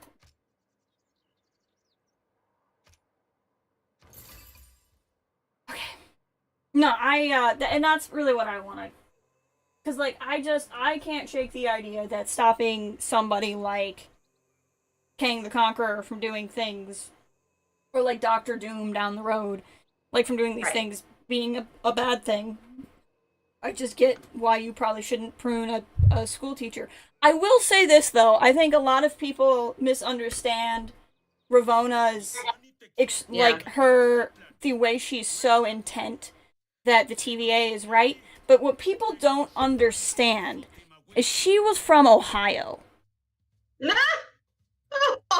And the TVA took her away from Ohio. Yeah, that's accurate. So, really, did the TVA hurt her that much? I mean, not to say too much about myself on the internet, but I currently live in Ohio, and she should be thankful to the TVA every single day of her life. Yeah, so exactly. Yeah. When I watched it, and I was like, she's from Ohio. It's like, yeah, she should be thankful. Like, oh, thank God, thank God, thank God. Mm-hmm. Never want to go back. Take me away from there. Yeah. I'd rather be beyond than Insane. Yeah. Maybe that's how what they're going to do with Ravonna in season 2. They're going to be like, Ravonna, look, this place is called Michigan. It's superior in every possible way. And she's going to, like, shed a single tear. Like, oh, it's so beautiful. Yep. She is the variant that didn't move out of Ohio. Yeah. And and like, maybe that was her Nexus event was staying there. Maybe that was her Nexus event was like accepting the principal job and not leaving Ohio. Yeah, really, truly. She's like, I have this principal job in Michigan, or I have one in Ohio. That's her Nexus event. We figured it out, guys. Exactly. Drew in the chat pointing out that in the comics, Mobius is the good time police, so hopefully we can see him do that. John and Drew discussing in the chat whether or not the Ancient One is aware of the TVA. And this is the question I have had for a while. Like, Doctor Strange is supposed to be protecting reality, and allegedly the Ancient One knew a lot. So how much of any of what's going on was he aware of? And we're not going to find out until the sitcom, but like, how much of this stuff that was going on had to do with, like, how much did he know? Right. And I appreciate that they had to scrap Doctor Strange stuff in WandaVision because of COVID. I appreciate that. It still makes me, I'm still bitter. I'm still salty, because he said that his job was protecting reality. And if Agatha Harkness could sense what Wanda was doing, then so could he. And they could, all I'm going to say, and then I'm going to stop complaining about it, they could have had any actor, anyone who was just on the set that day. Yeah. They could have gotten someone to do this just for the exposure and put them in the robes and be like, oh, I was sent by the Sorcerer Supreme to see what the crap is going on here. Like, they could have done that at any point, and it would have just... Anyway, yeah, I know Doctor Strange lost 5 years. There's a lot of catching up to do. I'm just salty about it, and I'm gonna remain so. So, there you go. What if the sitcom opens with Doctor Strange and he's been in prison this whole time? That would be great. I would love that. I would forgive everything. Would forgive a multitude of ills. Be like, I wasn't able to do anything because I was locked up. Yeah, maybe it opens with him sensing something wrong in Westview and he's about to go, and then Mordo shows up and does some stuff. There you go. That works. That would absolutely work. It would. Only tangentially related, I know, having watched the Shang-Chi trailer a lot, like, some people online were saying that at the very end, you can see Wong fighting in that cage with the Abomination. Like, they think that's Wong. So that would make me laugh if that was true. It looked like somebody it was clearly somebody who was in the Sorcerers, but, like, you couldn't see his face, so it could be anybody. Yeah. It looked like Wong. It could be Wong, but it could be anybody in those robes who looks like Wong from the back. Hypothetically. Am I just having so many problems with this game? I thought you... Oh, I'm still having problems with barbarians. I've only solved one of my 2 problems. We're getting there. We're getting there. Right. We're just gonna make peace. I want something from you, but it's probably not gonna happen. I have some diplomatic currency. No. Home fry. I will make peace. Whatever. Ew. You didn't do a particularly good job of fighting me, but I'll let you feel like you won, I guess. Drew in the chat asking, what if Doctor Strange was purged and had to come back? Well, he was blipped. I don't know if he could get snapped and then also like pruned or whatever. That's a lot. That's like, his body wouldn't even be right. That would mess you up permanently. Well, I think, and I don't think that he would have been pruned, because that's the sacred timeline, was all the stuff in the Avengers, right? Like, that was the sacred timeline. I'm sure that's not it. I mean, unless... This is part of my crazy thoughts, too, is, like, what if, when he said, like, there was only one outcome where it worked out? Yeah. Well, what if it's because there's only one outcome because there's a sacred timeline, and he was like, well, if I do it this way, this is the way He Who Remains won't, like, prune everybody because he wants to talk to Loki. So we have to do it this way because this is how Loki gets the Tesseract, and this is the only way he'll let us win. I don't know. I have to think that if he knew that He Who Remains was a person, then he would have he would have done something about it. That's kind of what I've been saying, is like, that's something he should know about, hypothetically. I have to think that he had no idea about He Who Remains. Unless he's nothing. Unless he doesn't disagree with He Who Remains. Well, I mean, we're theorizing now. It could be. It could be. I can't see him being okay with the innocent timelines getting pruned, but I also can't see him being okay with the many variants that are going to cause trouble. I'm wondering who or what the villain of Distant Mom's going to be, because they were teasing us with that nightmare line in the first episode. Right. But they also set up a lot of conflict with Mordo, Chiwetel Ejiofor, at the end of the first one. So I don't know. They just haven't announced it yet. Frankly, it's difficult to say who or what the villain is going to be. think there's, I don't know. And I think it comes down to things they are not announcing because announcing it would tell us things. They don't want to do that yet. Yep, and that's absolutely fair. Mm-hmm. I know at one point there were rumors that Doctor Strange was going to be one of the people in Spider-Man No Way Home. Yeah. But I think that was a rumor like pre-COVID. That was a long time ago I heard that rumor, so I have no idea. Yeah, maybe Distant Mom will be a 6-hour film with multiple villains, says Cal. You know what, Cal? Yeah, I would sit through that. Let's do it. I mean, it's possible at this point. It's really shaping up to be kind of like Captain America Civil War with all these people, which is great because that was a good movie and it holds up. So. Mm-hmm. I agree. I like that movie a lot. It's some grief sometimes, and I don't know why it's good. Hear about it. I don't know whether they're to what extent this Loki variant though that we know is going to pop up in any films, because like the implication that he's going to pop up in Distant Mom in some way implies that he like leaves the version of the TVA with Kang, right? Or that in the Distant Mom, Doctor Strange comes to the version of the TVA with Kang and meets him there. Yeah. Like so now I kind of don't know about that rumor just for that reason. Mm-hmm. Like I also don't think he's going to be cameoing in Love and Thunder at all. Right. Like what would he be doing? In what context? I don't think either of those films are going to have those characters squaring off against the TVA. So like I kind of can't see it.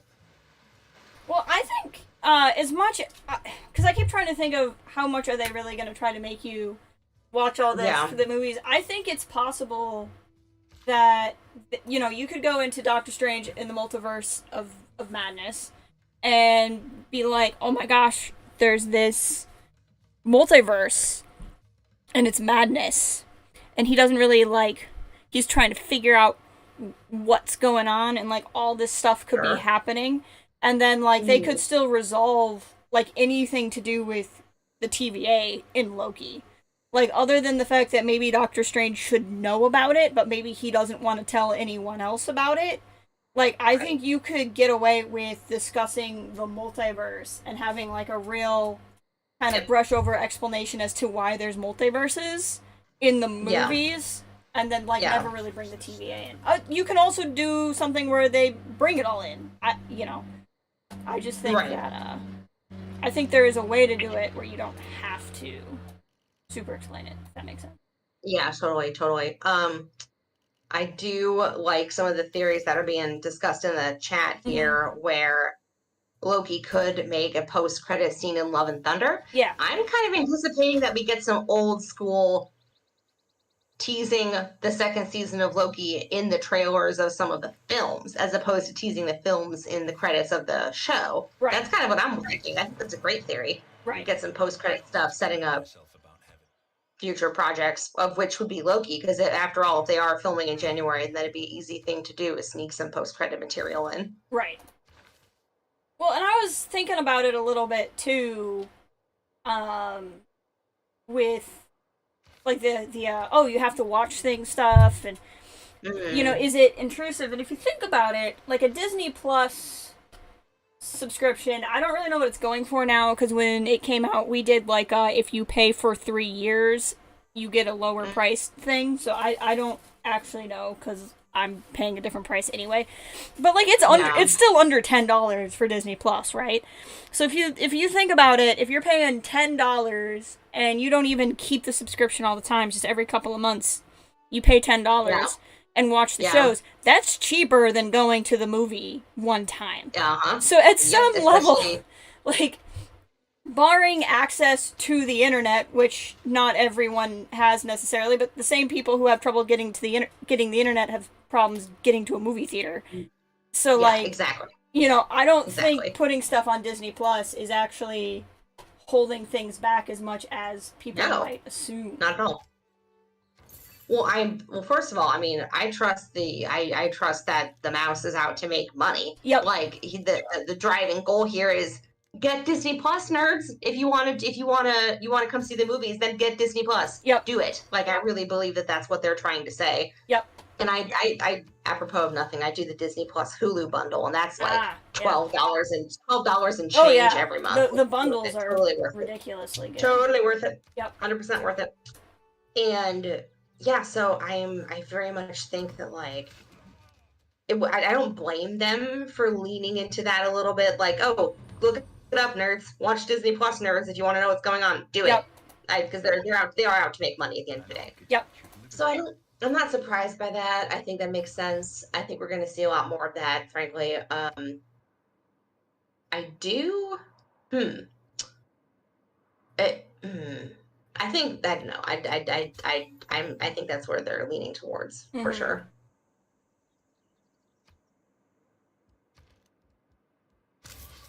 Time to settle. Getting toasty in my room, which is not really a problem for anyone but me, but it's getting toasty. Yeah, it's the worst time of the year. Yeah. I'm not a summer person. Cold weather person. I'm a big fall person. Yeah. Yep, fall's amazing. Love fall. Want to settle on a river would be great. I can. That's fine with me. I don't have much in the way of army going. I hope that I'll be interested to see who they choose as the director for the next season of Loki, because the woman who directed it is stepping down. Back to the second season, so at least it appears that she stepped down because of scheduling conflicts. It wasn't like a problem. Yeah, she said something like, I only ever plan to do one season and I've got some stuff on my plate. Yeah. Yeah. Valid. I hope it's another woman. I just maybe this is not fair for me to say, but we got some scenes that I thought were kind of female gazy. Like Loki spent most of the season in this kind of button-down shirt that he rolled up to expose his forearms, and only a woman really knows how awesome that is. Like that's I think of that as being more the female gaze in film. So hope we get more of that. Not a big deal as long as it's the right person, but you know. And I think it'll depend a lot too on, I don't know, is it like what they decide to do with that season? Like maybe because you want to get the person that's going to be good for what they're going to tell it, and I don't know what they're going to do, so. Totally. Well, it's tough to say because I have to think that they're pretty close to, the pre-production is going to be underway pretty soon. If they start rolling in January 22, I have to think that they're going to be doing all the pre-production stuff in the fall, right? Like whatever that entails. Right. All the, I don't know, writing of things and getting those things written and then being done with the writing of the things and then getting someone to direct the stuff and having more meetings about the stuff that they want to direct. Exactly. Yeah, and they have to do all that in the fall, right? You really need a director, at that point. So I'm sure they've got someone in mind already. Oh, sure. Because, especially if she knew ahead of time that she wasn't going to do a second season, the moment they knew they were doing a second season is the moment you start looking. Oh, yeah. I've been, about to announce it within the next, I'm sure they're going to announce soon. Or they're at least going to make the decision, and God knows they're going to announce it to us, the peasants who don't need to know stuff. So. Right. We are just the puppets on the string, guys. We're going to do what they say because we like the content. Right. I hate to say it, but that is just how I feel. We are the puppets on the string. No, I don't think you're exactly wrong. I mean, right down to the fact that I am willing to believe that Eternals is going to be fine and they just can't show me a good trailer. Well, I feel like I have somehow in the last 5 years or so, I feel like I've seen a lot of trailers that were awesome and then the movies were disappointing. Yeah. So I have to think that there's hope for the Eternals to be good just because the trailer was kind of blah. Are you saying hope is eternal? I wouldn't go that far. I would say that I have hope in this one limited context. That's what I would say. I see, okay. LOL. I can tell you have that tone in your voice where you don't want to dignify it with a response, but you secretly really love that I said that. This is a public stream and it's being recorded, and I'm not going to say whether I would want to dignify that with a response or not. I'm not going to say. I'm not going to admit on air that I enjoyed any part of this. So I'm just not going to.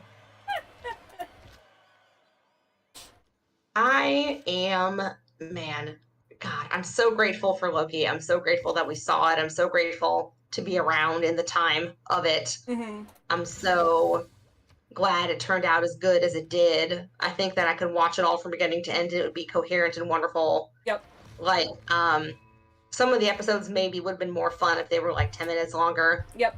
They could have gotten away with 7 or 8 episodes, but with that said, it's not like it was still an incredible series. Right. I agree with that completely.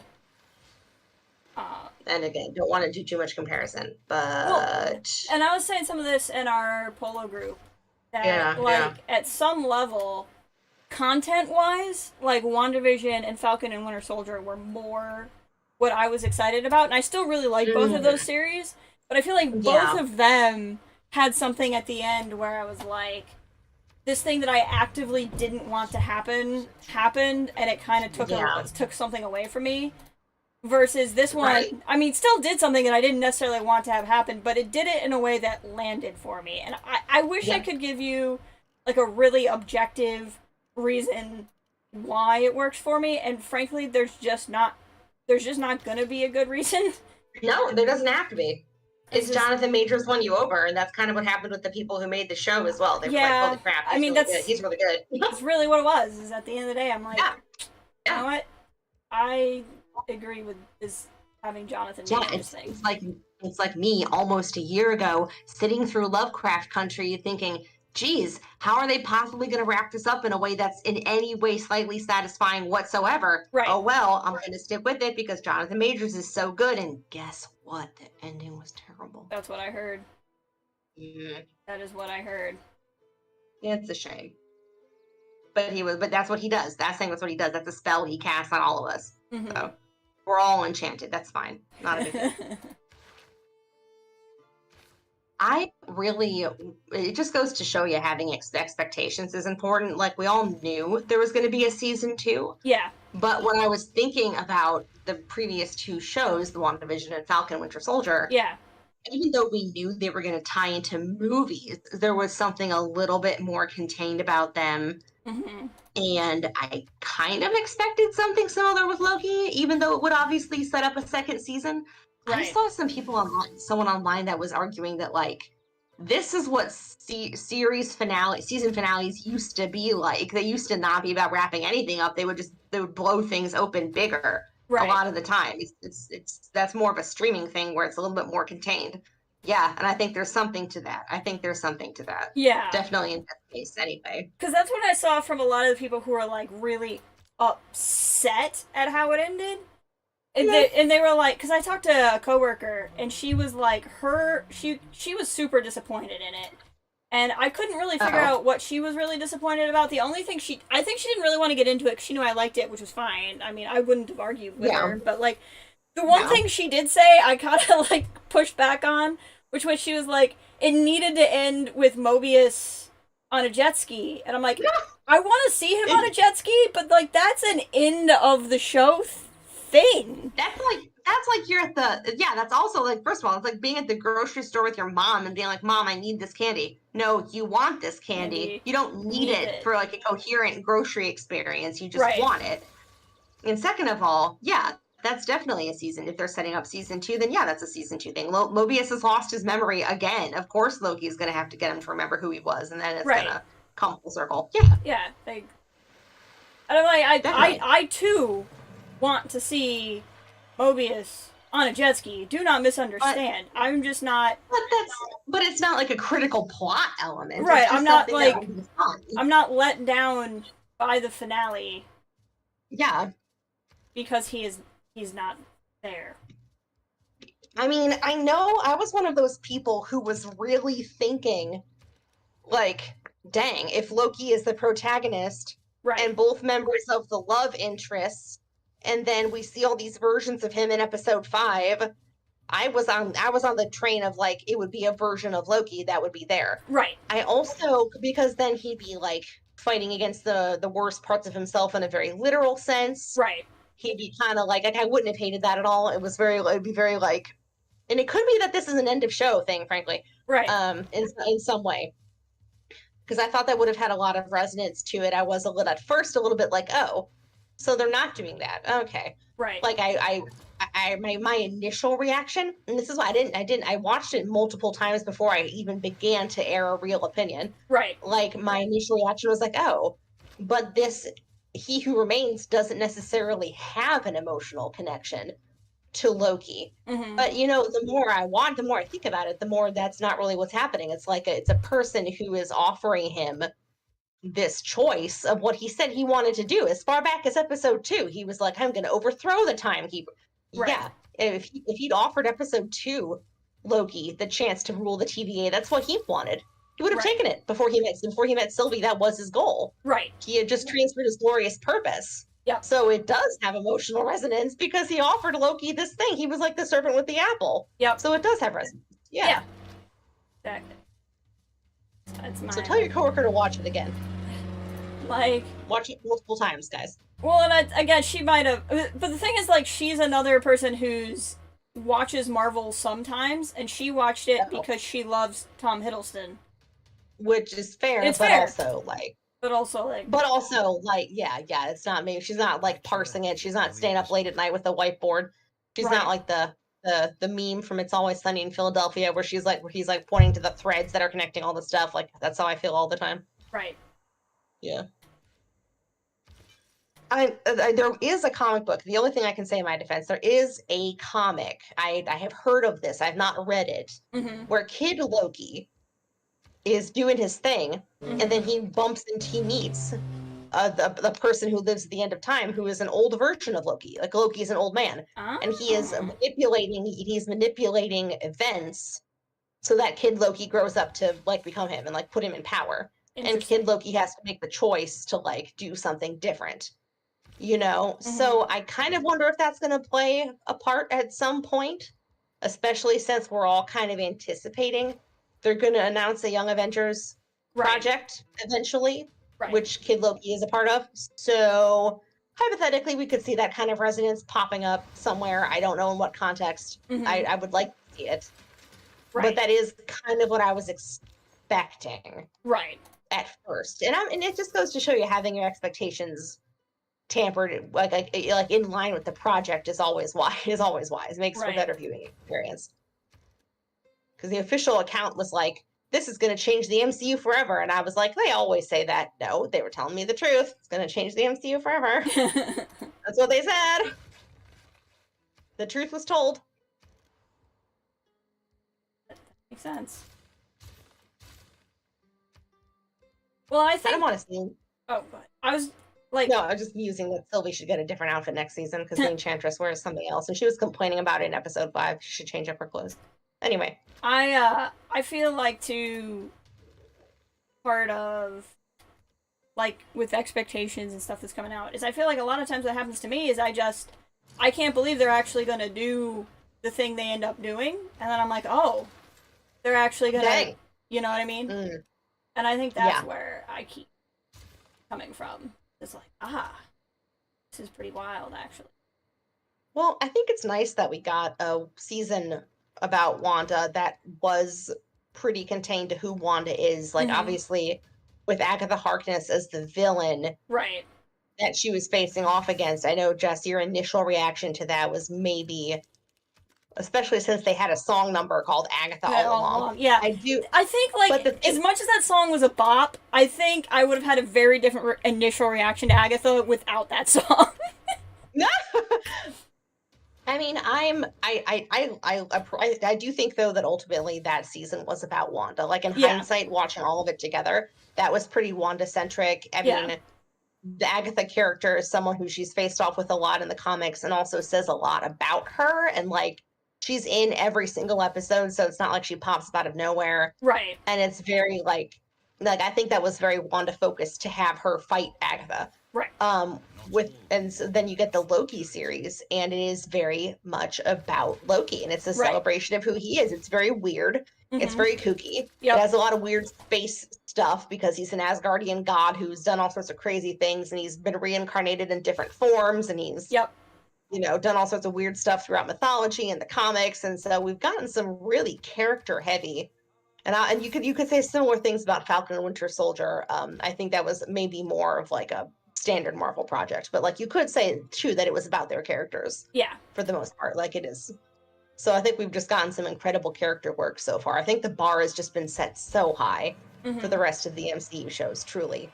Like I know we're talking a little bit about what if is going to be like and what Hawkeye and all that's going to be like, but the bar is just set so high right now. I don't agree. I'm excited to. I keep saying the same thing over again, but I really am excited to see what happens. Me too. I think it's going to be kind of a frustrating wait for me. I really think what's going to end up happening is I'm just going to have to like we're going to be getting in the future Loki season 2 and then another season of The Mandalorian, but it's not going to be until later in 22. Right. I mean, probably the order of those could be different. I don't really know how long it takes to do any of that in post, but like, well, yeah, it could be. I think at this point we will be getting Book of Boba Fett before we get Mando season 3. Yeah, and yeah. I don't think that was ever really the goal as much as just how it went because of COVID. My frustrating thing is they left it on such a cliffhanger with my son, which isn't really that much of a cliffhanger because everyone was like, "It's so sad." I'm like, they are going to be together again. Like, come on. I felt the sadness of the moment, even though I have no doubt that they're going to be together again. I still felt the sadness of the moment. Yeah, it's like, come on, guys. Yeah. Yeah, my understanding is that they plan to have Book of Boba Fett. It's going to be shorter. It's not going to be 8 episodes. Yeah. It's not going to be. There was never the plan.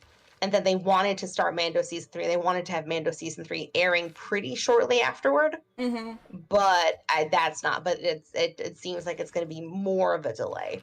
Right. More of a delay between those two projects. So no idea when Kenobi and Cassian are supposed to air. I don't know whether they're coming before Mando season 3 or not. Absolutely no idea. And I know we're gonna get, I think Visions, much like What If, is coming out soon. I know Kenobi and Andor are both filming. It's so dumb that it's called Andor. Call it Cassian. We're all calling it Cassian for actual years. I keep forgetting it's not called Cassian. Yeah, I know. No, it's literally, I'm pretty sure it's called Andor. Well, if they wanted to call it Andor, they could have at least called it Cassian Andor. Right. Or, like, if that was going to be, like, the big reveal of the title, you know, they could have done that sooner. I don't know. Like, why keep your title under wraps if you're just going to... You know what? Yeah, why keep your title on... Like, at what point in the show was he called Andor? Never. Absolutely. What characters called him Andor? I don't think any. None. That's where I'm like... Cassian and/or Andor. Very funny. Ba-da-ba-ba-da-ba.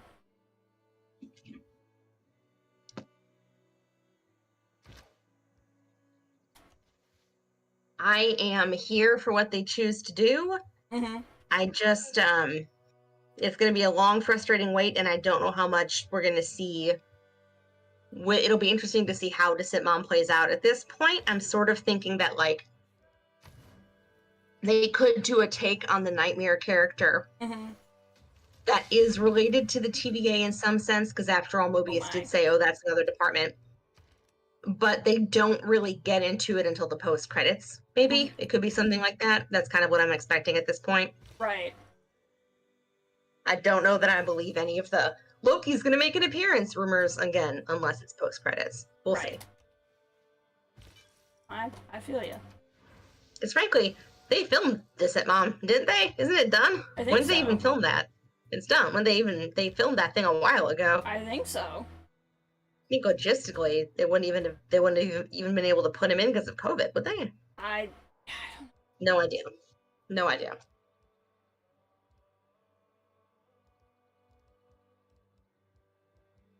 Still very I appreciate Drew in the chat saying that people who are complaining about certain things about the jet ski and the Loki finale have become focused on a random detail. It's like saying I hated the Empire Strikes Back because the Wampa got its arm cut off.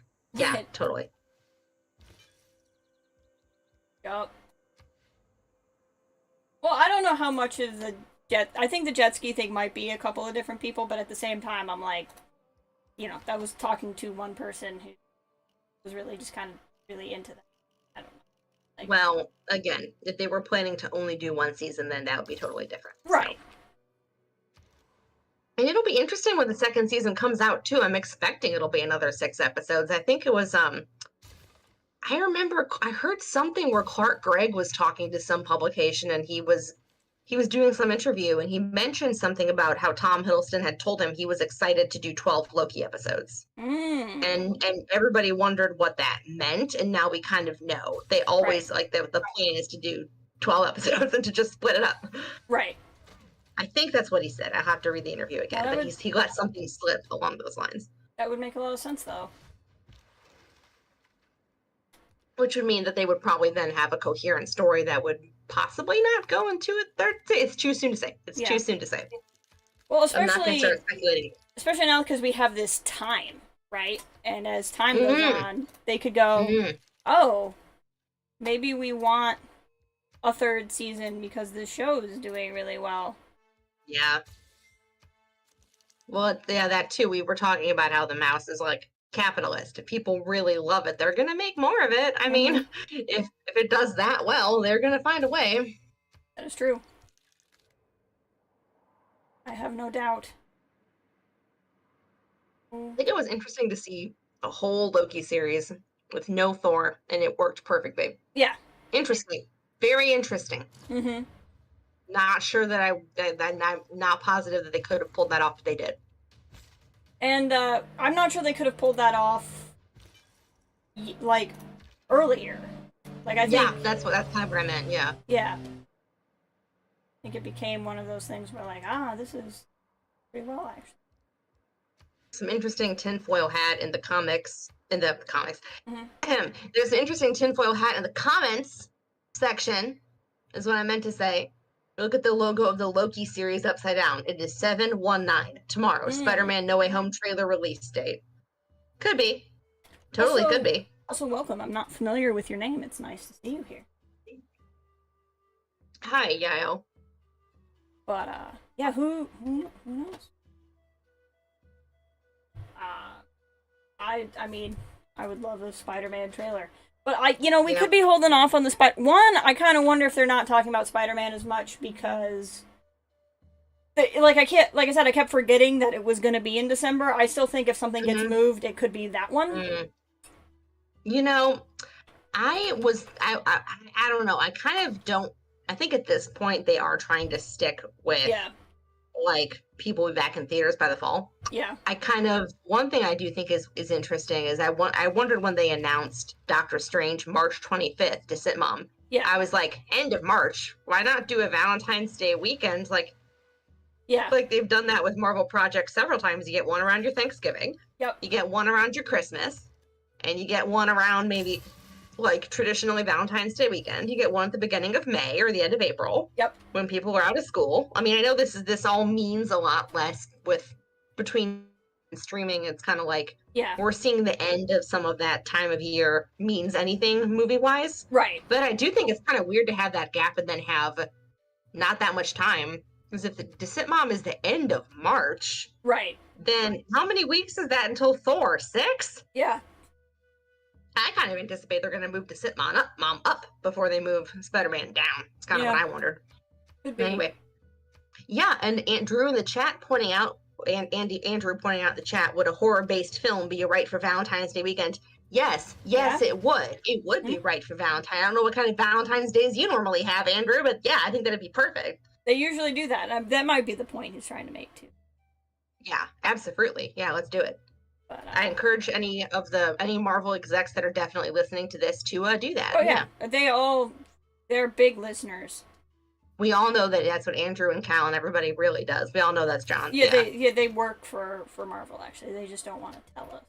Because of, could be Yael, who's got some theories about the release date. Maybe he knows. Yeah, what do you know? They could actually be like, this is where they've chosen to announce the trailer. Here's one question. I've seen some people being like, where's the Spider-Man trailer? Why did they release it? Were they waiting for Loki to be over?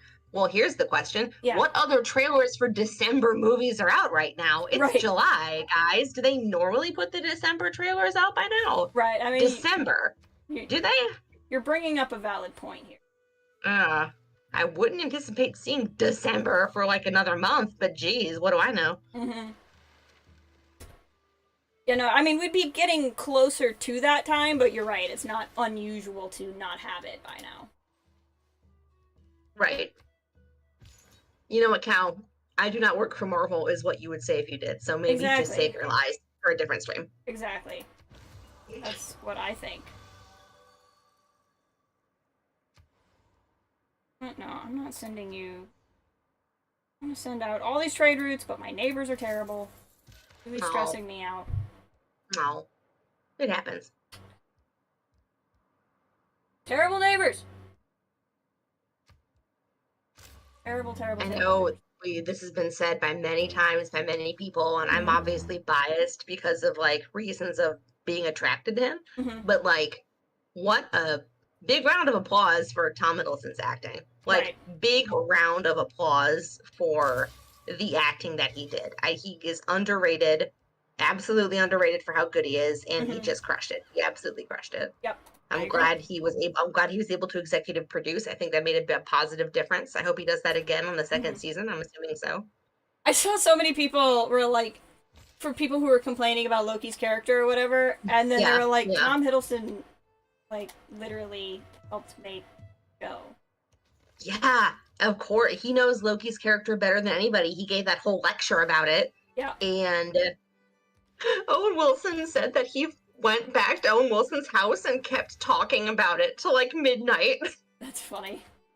Yeah, he's like, I guess Tom didn't think I was paying attention. He just kept talking to me and then followed me home, and then we talked until midnight.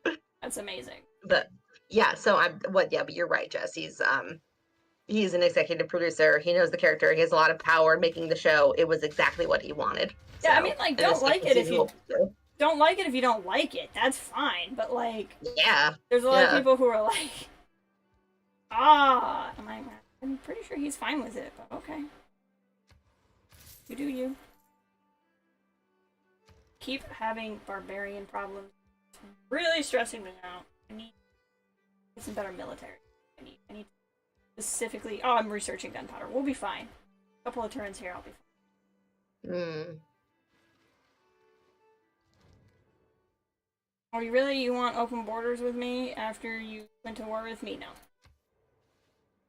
None of that. Tony doesn't have a trust tree. Andrew in the chat saying that the Spider-Man trailer drop is Sony's decision. Is it? It could be. Is it? Oh. Huh. It could be. I don't know that for a fact, but it... Remember when Tom Holland was out of the MCU for like 4 weeks? Yeah. It was a stressful, like, 1 month period, guys. Yep. Far From Home ended on the biggest cliffhanger, a very big cliffhanger. And then they were like, what? We couldn't come to an agreement. And I was like, guys. Right. Guys. And then they did. God, I forgot all about that. Yep. Like, you know what? I hope that when they drop the trailer, it is just Tom Holland lip syncing to Umbrella. Because if you haven't seen that, that's an unbelievably good performance. I don't think that would be a problem if they did that. Because again, I'm gonna go see that movie anyway. All I really want to know is like, I know, right? Confirmation that it's happening. End of what I need out of it.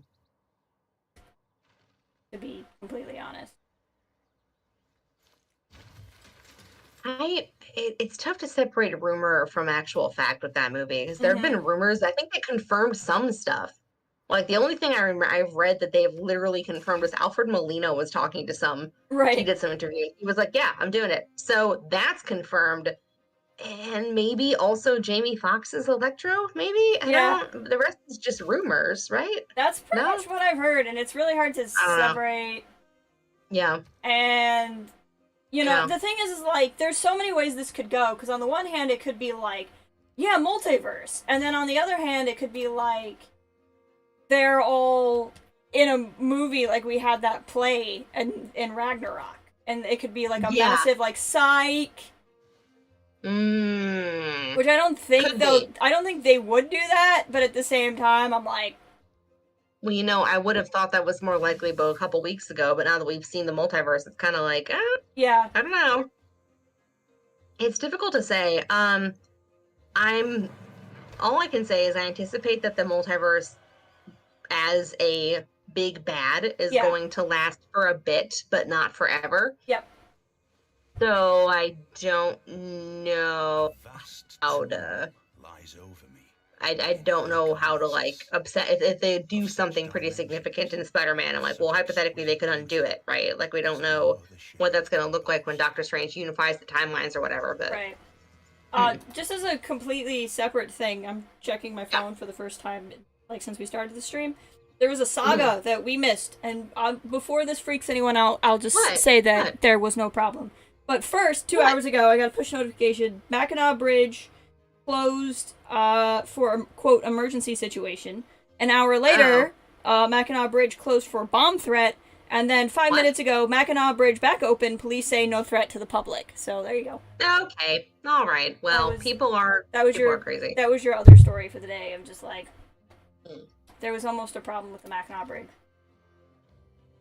I'd like to think that they that there was some authority figure who saw something and thought it was part of a bomb threat, and then it turned out to be something innocuous. Right. Maybe I shouldn't find that funny, but I always do. Right. I always do. It always makes me laugh. You're like, when it's like police were called about a possible.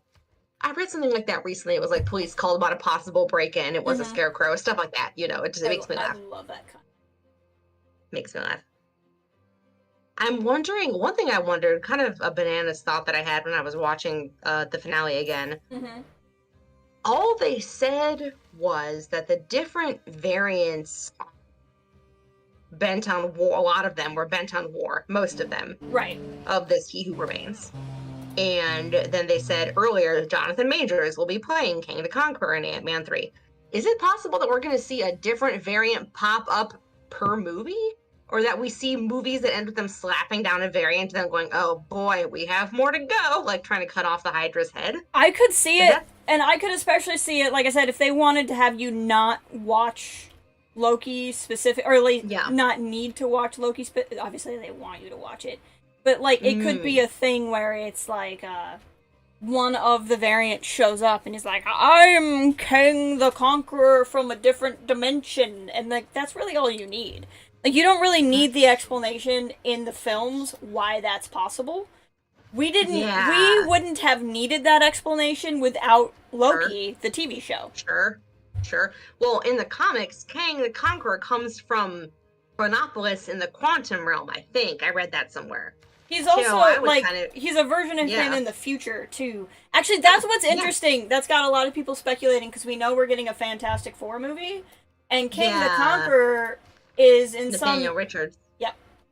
And so does that mean we'll have a Black Richards family in in this universe? I know there's been a lot of speculation about Fantastic Four, and this is where I really like the MCU. I'm a big fan. I like a lot of different comic book things. Yeah. Two things I never was able to get into was Fantastic Four or the X-Men. It just left me totally cold. Yeah. I was just it did not float my boat, did not crank my tractor, did not do it for me. And at some point, the MCU is going to be like, guys, they're about to announce who the new Wolverine is going to be, and I'm going to go back to bed. That's what that's going to be. I'm going to go back to bed. It might be the first Marvel project I don't pay to see in 15 years. Maybe. Could be. Well, and I think part of that, too, is there's a certain amount of that where, at least with Fantastic Four, understand that some of that is probably the movies. No, it could be argued that I have never seen a good Fantastic Four property movie, because none of us have unless we're into the comics. Well, that's a possibility. So, there's that. It's a little bit harder for me to say that because there are at least some good X-Men movies. Yep. My problem with future X-Men movies is eventually they're going to try to sell me on a Magneto that is not Michael Fassbender or Ian McKellen But I mean, really, for me, it's Michael Fassbender, and I'm like, look. You know, I have to think if they're smart, they're gonna introduce, quote unquote, introduce the X-Men with some characters that maybe aren't as established. Like, who is gonna be Wolverine after Hugh Jackman has been Wolverine? Right. Who's gonna be Magneto and Professor X again, having been played so well? Say what you want about the X-Men prequel movie, whatever's. Right. James McAvoy and Michael Fassbender did an unbelievably good job, in particular Michael Fassbender. Like, who are they gonna cast? If they're smart, they will bring in some of the weird characters that no one is going to be upset about, and then they'll make that the X-Men, and then we'll consider from there whether they're even going to do Wolverine, frankly, if they're smart. Right. Well, and like for me, if they were going to do anything where there was going to be multiple versions of one person, they could have done multiple versions of Michael Fassbender as Magneto. Yep. I don't care that it doesn't make sense. It also would have been correct. It would have been correct. Yeah, some and things are just true on an emotional level. Yeah. I think that's something they could have done, and they didn't. They chose not to do that. No. I never saw the last one kind of going out with a not a bang but a whimper. Yeah. The Dark Phoenix. I never saw that. The only part I saw was I heard there was a line where Michael Fassbender says, there's always a speech, Charles, and no one cares anymore. And I was like, yes, that's great. Could have said that 2 movies ago. My feelings of Dark Phoenix are similar to the Assassin's Creed movie, which is I would really like to watch Michael Fassbender be attractive, but I can watch him be attractive in a good movie. And then I didn't see it. I can't believe that you're reminding me about the Assassin's Creed movie. I don't want or need to be reminded about that. I only brought it up because it came up in my in a stream yesterday. Boo! Come on. Nuh-uh. Like I'm sure if Michael Fassbender was here, he'd say the same thing. Forget that it happened. I can watch him be attractive in a movie that I like. Yeah. And therefore I didn't see it. Well, fair enough. I guess that probably makes me a bad that's why I'm not sure I can ever truly be like a thirsty fan, because I will actively choose. I think just a good goal for us as adults who liked Marvel for a long time is to be both thirsty and discerning. Let's say we do that together. Yeah, I think that's good. As someone who paid to see Crimson Peak in theaters, let's be thirsty and discerning. Yeah. Yup. Oh my gosh. Do we still have Lindsay? Lindsay, give a shout if you're there. Nope, I think we lost her. Oh. I feel bad. She may have gone to walk her dog and just... Okay. In fairness, she may have said something and we didn't hear her, because I was having a really hard time hearing her. It seems like she had some audio cutting in and out, yeah. It's distinctly possible she mentioned something and we just never heard it. So.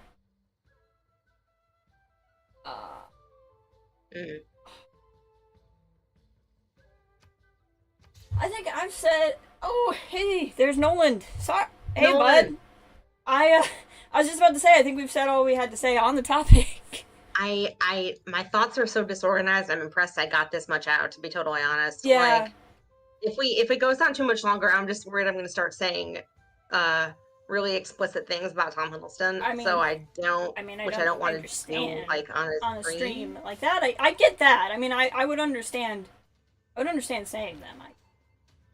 I do encourage everybody, and here's a slightly thirsty but PG rated thing. Mm-hmm. I encourage everyone to look up the Twitter video compilation of every single hair flip in Loki, because it's worth watching. It's a great way to just brighten your day. The director was retweeting it like, yeah, hair flips are important. So I hope we get a lot more of those in season 2. I think that's good. But no, I feel like because it would be so funny if he like tries to blend in as an analyst. Right. That would be so funny. Didn't Mobius say in episode 2, like, you're gonna take my job if you're not careful? And he's wearing the uniform, and Mobius is like, you're an analyst, right? What's your name? What division are you from? But then Hunter B-15 is calling down reinforcements to the archives because he's acting weird, and he has a big cut on one of his arms. He's bleeding and sweat through his shirt. So is he going to be able to go undercover and be like, no, I'm an analyst. My name is Bob Analyst. Is he going to be able to, my name is Bob Analyst, and I've never been an Asgard. Ever. No, not me. Is he going to be able to or what? Yeah, I don't know. I would almost love to see him try and do that. Try and hold down a desk job while bringing down Kang. I know they're gonna want to keep things secretive, but I do kind of hope they give us something here soon. You know what I mean about it? I kind of feel like we're not going to get a ton of info. The only thing I can see them telling us is people who have been cast. Like, I know when they were like, oh, Owen Wilson is going to be in it. Right. And I don't know if we knew who right away, but at some point they were like, is Mobius and Mobius. Right. And then they were like, oh, Gugu Mbatha-Raw is going to be in it.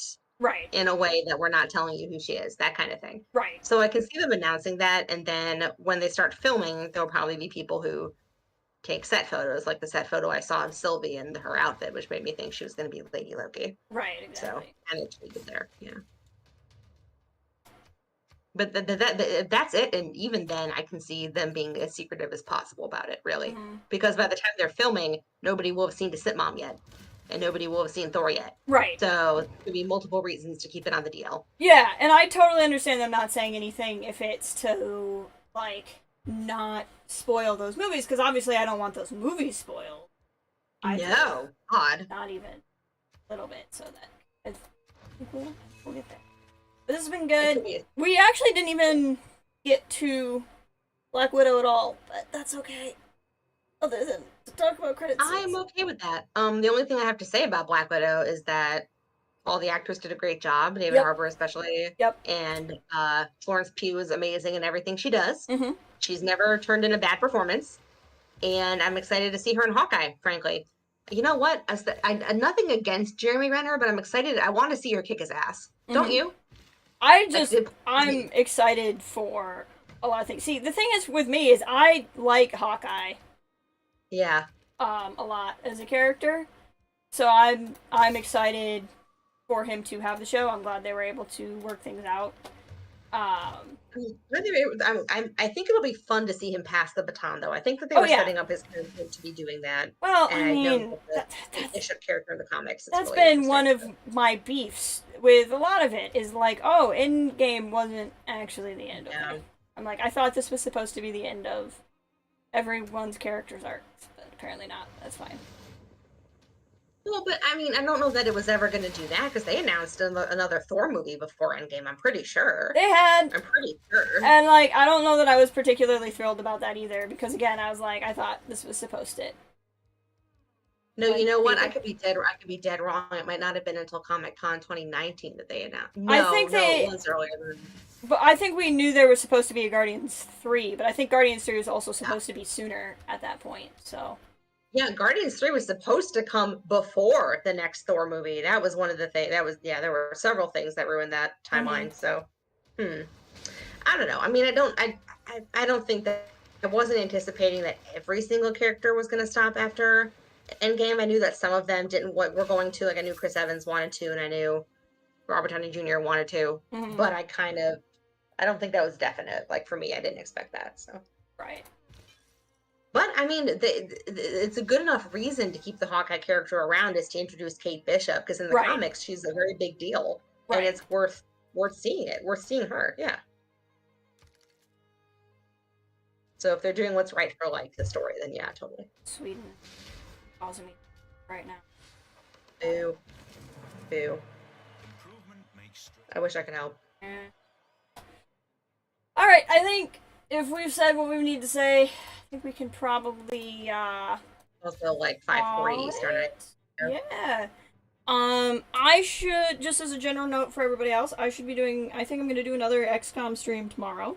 So, and probably earlier than I usually start, because I always stream XCOM for a really long time. Just so you guys know. I don't know what we're gonna do about Sunday streams for a while, because we won't have a show for a while. I'm not sure that we're gonna even be able to, like, I'm trying to picture a what if Sunday stream where we just go, that was awesome. Right. I think, like, that might be more of a when we finish what if, or like a couple episodes in. Yeah, could we pick that up in the fall? Yeah. But yeah, thank you all for being here, and I will talk to you guys soon. Bye!